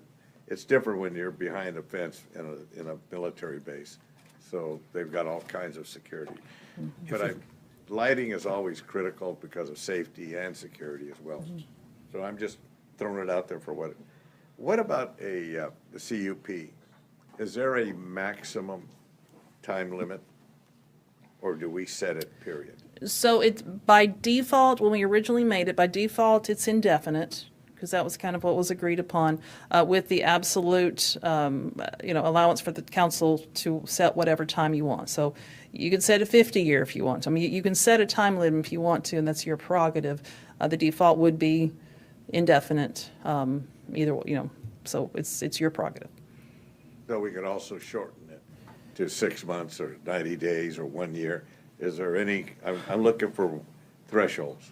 No, it's the way the ordinance reads and the way most of them are is you set the time. Well, I think, just as a caution, if you're going to limit the amount of time a CUP, there are rules about whether you can limit the time a CUP is active. That's what I'm asking, Philip. Because there was the caution, yeah, right, no, back right there. There are conditions that would have to be met in order for the council to limit the time for a conditional use permit. Those would be difficult when you're talking about a new build, a new construction of a new building. Well, and these are considerations. I mean, if you want to set a time limit, these are considerations that the ordinance has placed. You have to make a finding consistent. Yeah, I'm looking for limits, minimum, maximum, that kind of thing, but you've already answered the maximum. But I think you're saying, Philip, that we've got to try to make this thing move. You need to adhere to your ordinance. You need to adhere to your ordinance. And the ordinance says the use is presented by the applicant as a temporary or interim use. So I just want everyone to think about the investment for this type of development. So this is as I've made before, making some comments, and I want to probably reserve some comments. I may have to keep some comments in executive session, but I would just say that the comment is you need to adhere to your ordinance, which these are the conditions. This is the criteria for determining But if we're you're setting the ordinance, that's what we're dealing with. correct, but they are relying upon the current CUP ordinance. So, absent that, and I think I'd want to talk about that if that was a particular case. And I think that staff is highlighting for you that given the way the CUP is set up, and I would say traditionally how CUPs are set up, it can be challenging, and generally these would not be the types of uses that would have 6-month, shorter timeframes. I understand the economics, I understand the business thing, but we're dealing with data centers, which is a different kind of, it's not warehouse, it's not something else, okay? Thank you. I respect that. I was just saying that, because the way it's put together. Thank you. That was the limitation. Mark? Well, so on that point, to have periodic reviews when you're talking about all the investment that goes into it doesn't make sense. But the main purpose for the CUP is that if it becomes non-compliant with all the ordinances, all the restrictions, then we could take away the CUP. So we can structure it that way, and it's also tied to that particular owner.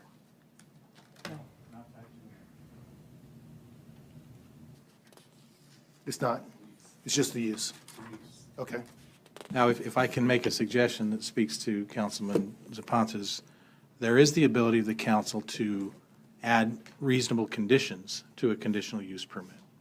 It lists some, but that's not all inclusive. There can be more than just that. For instance, Mayor, we were talking about yesterday that there's a particular type of cooling system that is, if that was what we wanted to see in a data center, and I'm kind of speaking from the hip here, which is dangerous, but it's conceivable that you could say, as a condition, this is the type of cooling system that you would have to operate with. Something like that. Thank you. I seem to recall that we talked about CUPs being tied to that owner, to a particular owner, but that's not, we can't do that. I mean, that was part of the reason why it's different from zoning, is because zoning would run with the land, but CUPs would not. You can make them tied to the owner. Thank you. Well, the CUP is not a change in zoning. It's an additional use that you're adding on to the base zoning, but you're not changing the underlying zoning. In terms of tying that to a particular owner, I don't believe you can, but I will defer to the city attorney. I don't know the answer Okay. to that, so we'd have to look at that. That'd be good to know, yeah, because I think that was part of the idea, is that, we'd have that ability if the ownership changed, that we could take away the CUP.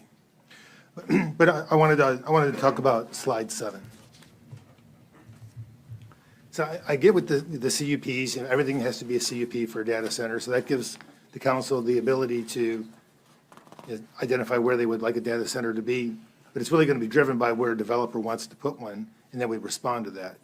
And so we've also been talking about being more intentional as far as identifying areas of the city where we would want data centers. So you look at this map here, and you have different zoning areas that are close to PUD 6, along 161, areas that we would not think that we would want data centers. And then if the idea also is to have a concentration of data centers in an area, which would then compel Oncor to provide the new sources of power in those areas where it would not negatively affect the city, hopefully not, then I don't think we're really accomplishing that with this.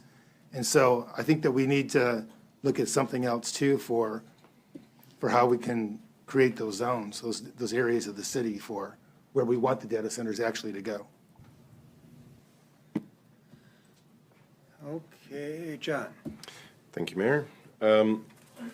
So I recall when we first did the by right zoning ordinance for data centers, we had this concept of mini data centers that could go in a parking lot in a neighborhood commercial use. Kind of accessory. They were accessory to an uses. office building or Right. something. Mhm. Is that still in? So Yes. that's in our ordinance. Is that going to stay in the CUP? Yes, absolutely. It's carrying forward. So with those seem more like an interim. I mean, it's definitionally an accessory use. So it seems like it would be consistent with our ordinance to put a time limit on that if we saw it as or if it were identified as more of an interim use. And it certainly would be less of an investment. I did want to just speculate on that for a little bit. My other question is, in terms of the reasonable requirements that we could put on them, So like the requirements for certain types of cooling or interior cooling, that kind of stuff. That all sounds well and good. What would our ability to put a requirement on delivery of power underground be? Because that's not entirely in the developer's control. I mean, is that something we could conceivably do? I don't think through zoning we can dictate how power from a utility that's regulated by the Public Utility Commission is delivered. I don't think we can do that through zoning. Yeah, I think that's right. I think like Las Colinas can do that through deed restrictions, but because an owner of the land did that. But as far as like zoning, I don't think that we can do that. I don't know if you could, the big thing in Las Colinas is to have the duct banks already in there so you can utilize them. But I would assume you would have to provide that if you required that. Okay. Thank you. Brad? Okay, so my first comment may be even outside of this, but talking about, I think we ought to be focused on what zones we want to do data centers, because they're, to me, I use the example, like the city manager rightfully has always wanted to preserve that 161 corridor because the vision was commercial office. And we've just crept and ignored him long enough where it doesn't even really carry that rider anymore. Right. So to me, I think we ought to be thoughtful about whether we do a CUP or whatever designation where we think the use is appropriate, number one. Number two, so if we issue a CUP, do we still have to have a zoning that includes warehouse and data center? Because to me, there's just some places where a warehouse may be very desirable, but we didn't want a data center. And there's some places we may want a data center where we don't want a warehouse. And the legislation that was passed or the ordinances were way predated any thought of what this was going to be. And so to me, they're two very, very separate uses. And I think that's part of the intent here, but I would like to uncouple those. And I know that's why you're doing the notices, but when we want to approve a data center, then we approve a data center, and when we want to approve a warehouse, that it be a warehouse. So is this accomplishing that too? This, whether it be a conditional use permit or a site plan, SP district, either way, if we say a data center has to go through a separate process, you're essentially uncoupling. So the uses on the, or the districts on the map are where the warehouse distribution are allowed by right.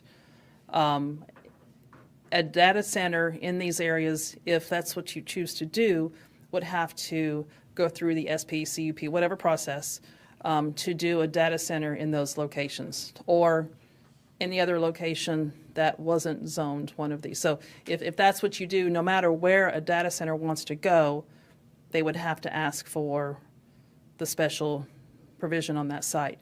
Otherwise, industrial warehouse is allowed today by right in these districts on the map. Well, and that's what I wouldn't want them to default back and go, oh, thanks, we're actually going to do industrial warehouse.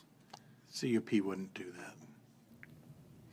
If it had the base district and they got a conditional use permit, so if they were ML, 120 or something, so they had the base district, any of these would allow industrial warehouse, and got some type of provision for a data center, they decided not to, then you're not changing the underlying district. Unless you go SP, where you could say data center only.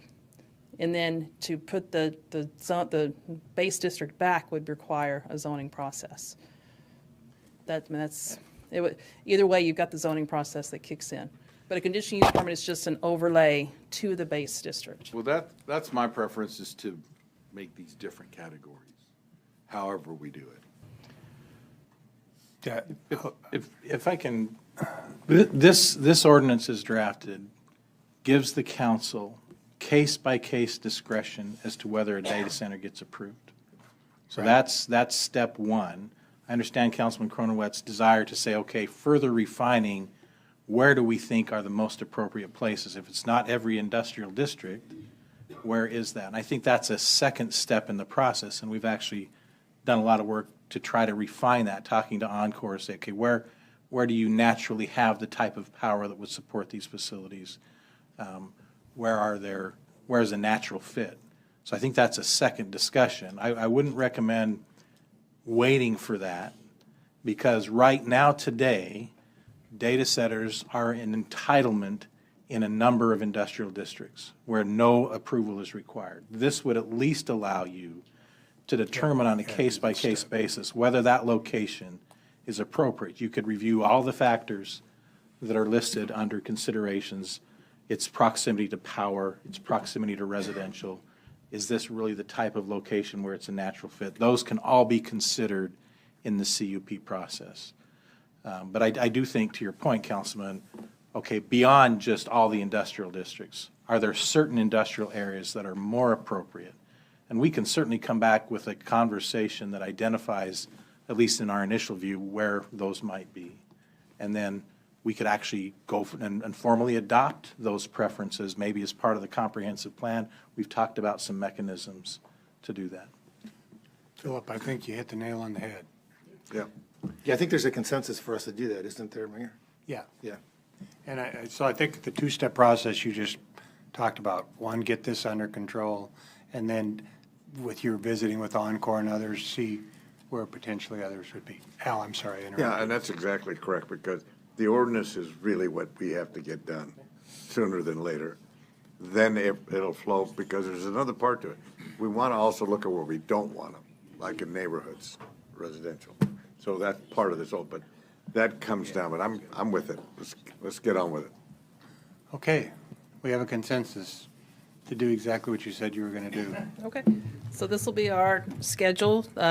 We will get our notices and everything done, P&Z on the 3rd, and then back to y'all on the 6th. 6,000 notices. Well, we got to start somewhere. Yeah, and I will say, It's kind of like P&Z the roads to the future when you got $8 million worth. Some of the zoning and stuff we got in place, you just got to start going at it one at a time. P&Z did make the comment. We did a presentation to them just to let them know this was on the table, of course. And they were worried about the time, about the notice and everything being kind of quick. So I just wanted to make note of that for you. We'll be able to tell by how many people show up. Chris, these next two items, do we need to take those, or can we push them? You can definitely push 7-6. You can push, but you would then be having the conversation and then making the decision that same day. So that would be up to council. We can definitely push 7. Definitely push 7, but you'd rather we discuss 6? Is that Yeah, what we you're can saying? we can push 6, but you'd be, as a council, be making the decision the same day you'd be having a presentation. This is a chance for you to have the presentation. Mayor, we have one applicant on that LIHTC, so what Chris is saying is that we'll have to look Okay, at your well, let's- briefing and the LIHTC application. And then the at your same presentation meeting. on the same day. So let's do 6 now. Okay, and then we can push 7. That'd be my recommendation. Let's try to get it done, and I want to give Shanae and KO at least half hour, 45 minutes on their time. And Mayor's, Imelda's coming up just on the transferability question on the conditional use permit. The presumption is that it can go, it goes with the property. However, there is a provision in the ordinance that if council finds that the use is sufficiently unusual in character or operation as to create the potential for variations in function or operation with possible negative impacts upon adjacent properties or the citizenry as a whole, you can limit the CUP to the particular applicant. So just to answer that question. Okay. Thank you. Yep. Thanks to Carolyn. Thank you. Great. Imelda. Good evening, Imelda Speck, Senior Manager over Housing and Redevelopment. So here to present the applications received during this year's 9% LIHTC application cycle. go through these slides pretty quickly, but just a reminder, this program is administered through the state. They set the set the criteria for the applications. It's a competitive process to award these credits for, again, a way to incentivize private equity into affordable housing projects to help ensure long-term affordability with controlled rent and affordability period requirements. So as part of their application cycle, they've put together the Qualified Allocation Plan, or known as the QAP, where they've set criteria as to how they will award these tax credits. Where the city's role comes in is a more of an indirect role through the community support and engagement. As a reminder, the role for the city is through a resolution of support, or considering a resolution of support, I should say. Since this is a pretty competitive process, a city's support or objection of support can be impactful for the project going forward. The various resolutions that can be considered are a resolution of support, which earns them 17 points, no objection 14 points, no action or opposition is 0 points. Just for a note, I know in the past some members here have been around when a resolution of no determination was approved. This is basically considered a resolution of no action, and 0 points are awarded for that as well. So to help in the review and consideration of the applications that come forward, we have an application cycle that includes these criteria categories, from land use, is it addressing housing needs, the development type, location, proximity to amenities, deconcentration factor, looking at unit mix to include some market rate units, unit mix to include the need of 30% AMI units, and community outreach in both having information sessions and receiving letters of support from communities. This is out of a total possible points of 100. As mentioned, we received one application, so in preparation for the February 6th meeting, when you'll be considering a resolution, you will receive the application packet. So in the next few slides, we're just going to highlight some of the high points of that application and the development, and review the score as they've gone through our application. And it's good that we're reviewing it because in the application that they received, they have had some changes due to a recent pre-development meeting they had just last week prior to this application this presentation being put together. So as we go through the next few slides, I'll just point out where some information has been updated since their application and help answer any questions there. So this project will be called Envoy 64. It's from the developer Osada Industries, also that has also developed the Canova Palms just down the road. They are looking to do a rehabilitation project of an existing multifamily complex at 1415 West Airport Freeway. These are the Embassy Apartments built in 1964.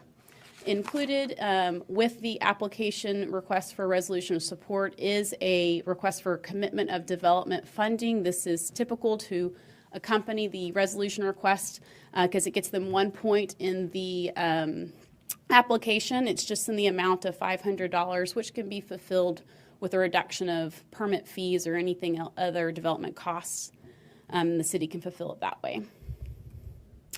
So before we consider their application, we have to make sure that they met threshold eligibility, which they did. They do have site control with a pending contract on the property. It does comply with zoning as it's currently zoned for multifamily since it is already multifamily. They did hold 2 public information sessions and put out that notification within the 7-day period as required per our policy. And these are just snapshots of that the notice and the sign-in sheet on their in-person meeting. So to talk about the development, it's on 2.96 acres, currently 9 buildings with 111 units. What you will note in the application when you receive it for your review is they were originally wanting to tear down the front building that faces 183, and we're trying to increase it to 117 units, adding 6 more units. They are still considering to tear down that front building to build a 3-story to help improve the street side appearance of the property, as well as build new amenities to the property. Being built in 1964, there aren't amenities like clubhouses or other areas to provide some of the on-site amenities that need to be included with this project. But after their pre-development meeting last week, they will be keeping the same unit count of 111 and not increasing. So just for clarification, when you get the material, say 117, but they will be going only with 111.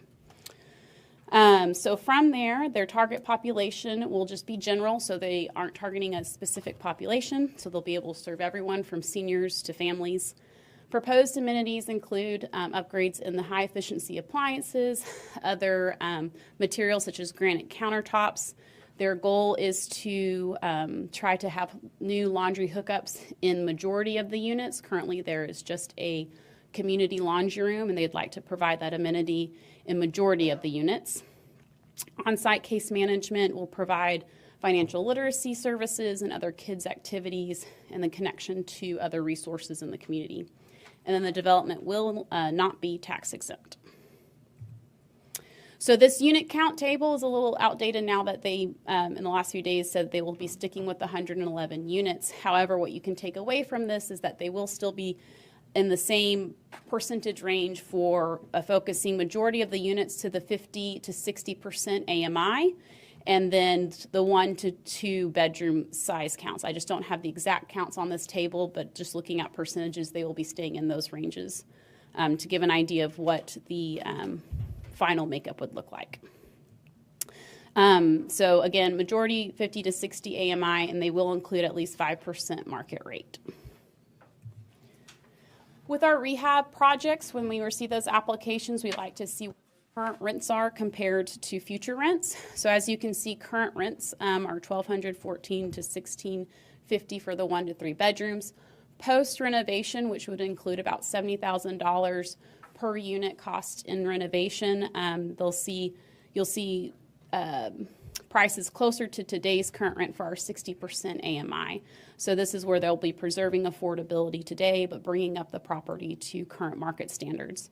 Market rate has not been assessed yet, as that will come closer to completion of the project. So here is an aerial of the property at the 1415 West Airport. Again, 9 buildings here.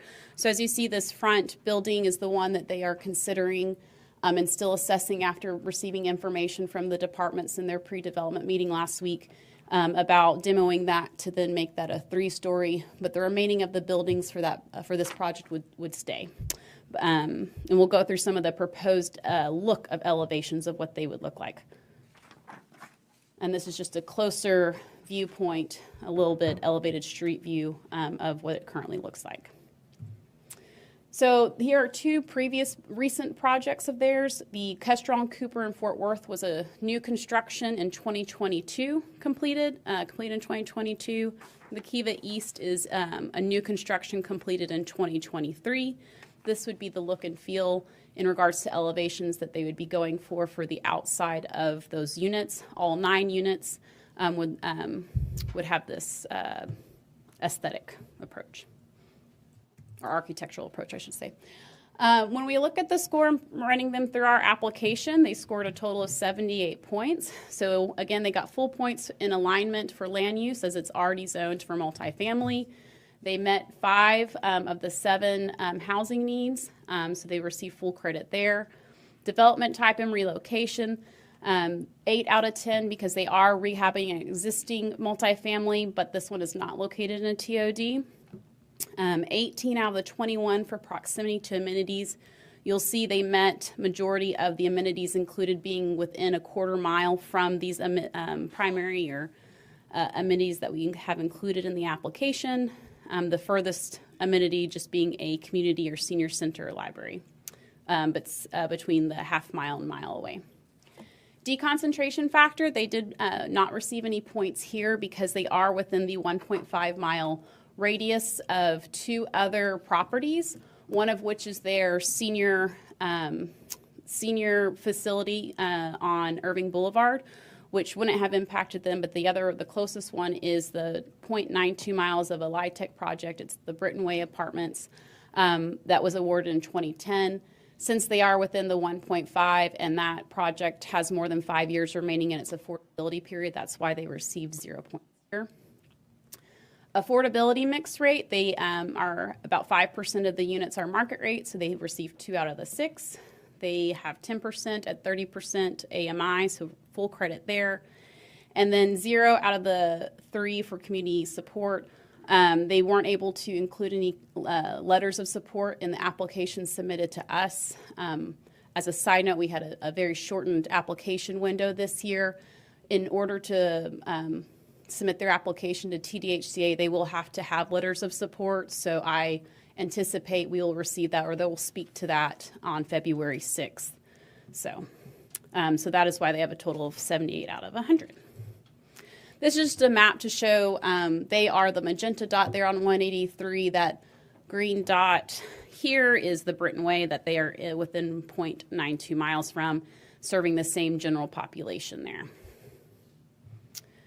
So timeline, today we're at the reviewing of the application. Next meeting, you'll be able to hear from the applicant during the council meeting. They'll have 5 minutes to present to you their development and allow you to ask any questions of their project. And then you'll be able to consider which resolution. And then from there, the applications are due at the end of February. TDHCA will release in June, scores and final award in July. Any questions? Questions? Kyle? Yeah, little history on this. They looked at buying that apartment complex a couple of years ago, and the owner at the time, when he found out they were going to buy it and do something like this, he raised the price on them. I think this is, having driving by the embassy all the time, I think this is a really good chance to do a rehab on a really old, on an older apartment unit. I think a couple of things. One is the conversations that I've had with the developer is, I'm not looking for something putting lipstick on a pig. And she and I have been very frank about that, about what this really needs to be if she's going to do that. And so I think this is a really good opportunity because we've talked a lot about, not adding more units, doing some more rehab and refurb. And I think this is an opportunity to do that in that area. So I think this is a good project to come forward with somebody that's done some work in the city already at Canova Palms with their senior product. And so I think this is a really good thing for that area to kind of help to start that process of, I think, cleaning up that front side. She and I have had good conversations about that front facade needs to be 3 stories. And she knows she's going to work to see what she can do to make it work. For that 3-story, so on the front side. So I just think this is a really good project. I think it gives us an opportunity to check and see what a rehab or refurb in a unit would look like. If it's something we can have moving forward, so. Brad? How many LIHTC units would it be then, total? Well, so it'll be basically 95% of the 111, so just a little, probably over 100. It's about 100-ish. And what is their ask of the state, like the monetary ask, do we know? I don't have that offhand of the value of the tax credit, I'm sorry. But I can provide that, but it'll go into their formula. Yeah, I'd like to see it. That now they may not completely know it yet, but Right. I mean, it's gonna. The more they ask for, the less likely they are to get it. Because there's only a pool. There is a cap right now. I think it's up to, if I remember correctly, only up to $2 million they can ask for because there's a set amount that can go to each region. So. And if we do something in particular, I like the designation that it's sort of not limited to age or anything like that. I think that's important that we wouldn't just have all of one product for like the elderly or whatever, and I think this one would be a good one for it. I agree with you, Kyle, and I appreciate your efforts, but is there a way we can ensure they're actually spending the money to do the improvements? Because a lot of those sound great and it makes it a lot more livable for the tenants and it's just going to be a better place to be. I really like what they've done with those 3 stories. If they could put that out front, that would be great. But I think, and this one wasn't previously Litech, though. No, it was not. Okay, so, I mean, to me, it's not that close because it's across the highway. And so I don't think that would penalize them that much in my mind, but I'd like to know what their ask is. And maybe that's not, maybe it's relevant, maybe it's not, but, you know, it would be good to see because I think in some ways, obviously, if they do get more money, you're going to get a much better product. And if it's 70,000 a unit, that's going to be quite a bit of money. So, but I think that still puts them in the target where they could actually get the award. Yes, so just to talk, in regards to holding them to the standard of rehab, in order to do a rehab under TDHCA, they have certain criteria you have to meet. So TDHCA is very much no lipstick on a pig. Their minimum, I want to say, is at least $50,000 in investment per unit. So they have to go in there and actually make a substantial rehab to the unit to qualify for TDHCA. Mark? So it can't be age restricted, I don't think, for it to be Litech, right? It has to be. They can do a senior project, but that is not their proposal. There's a general, they are proposing a general, basically no target. It's all ages. Al? Yeah, Kyle, where are they located along what's the cross street? Right next to the Fiesta. Taco Ron says. Got it, okay, I know exactly. Okay, thank you. Next to the rental equipment place. Yeah. I think this is a good opportunity for us to really talk about affordable housing. I mean, fixing something like this up, that I would rather be in this situation and cleaning up something, that's a bad thing, modernizing something, and then having reasonable rates for individuals. I mean, this, when I look at the rents that this now will be able to charge after they do the remodel and everything, I think that it's a doable. They're a lot more doable than a lot what's going on out there. So I'm impressed with it. I've seen their product before. They've always done a good job. When they finish it, they'll probably invite us over to show us, as they always have, and we'll be able to see the quality of what they've done and the commitment. So to me, it's a good opportunity for us to actually do something that we've been talking about, which is provide a quality, affordable facility. All right. Great, thank you. At this time, KO, you want to read us into executive session? Yes, sir. The time is 5:44. The Irving City Council will convene into a closed executive session on personnel. Shanae, we're going to ask you to first.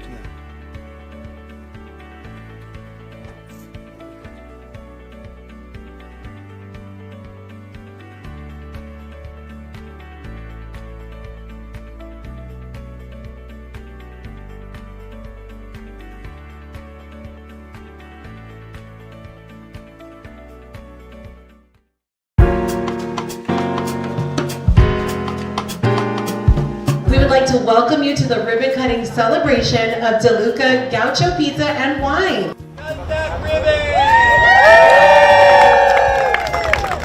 There's a lot of neat things to eat here, a lot of good food, and I think people are really a food that is called rodizio. So people get to enjoy all limited food that we have here every day. We do make our dough from scratch every day. Simple ingredients, imported Italian flour. We make our own mozzarella cheese here with natural curd. We have a variety of flavors. We wanted to be able for everybody to enjoy what we have. You get to sit down and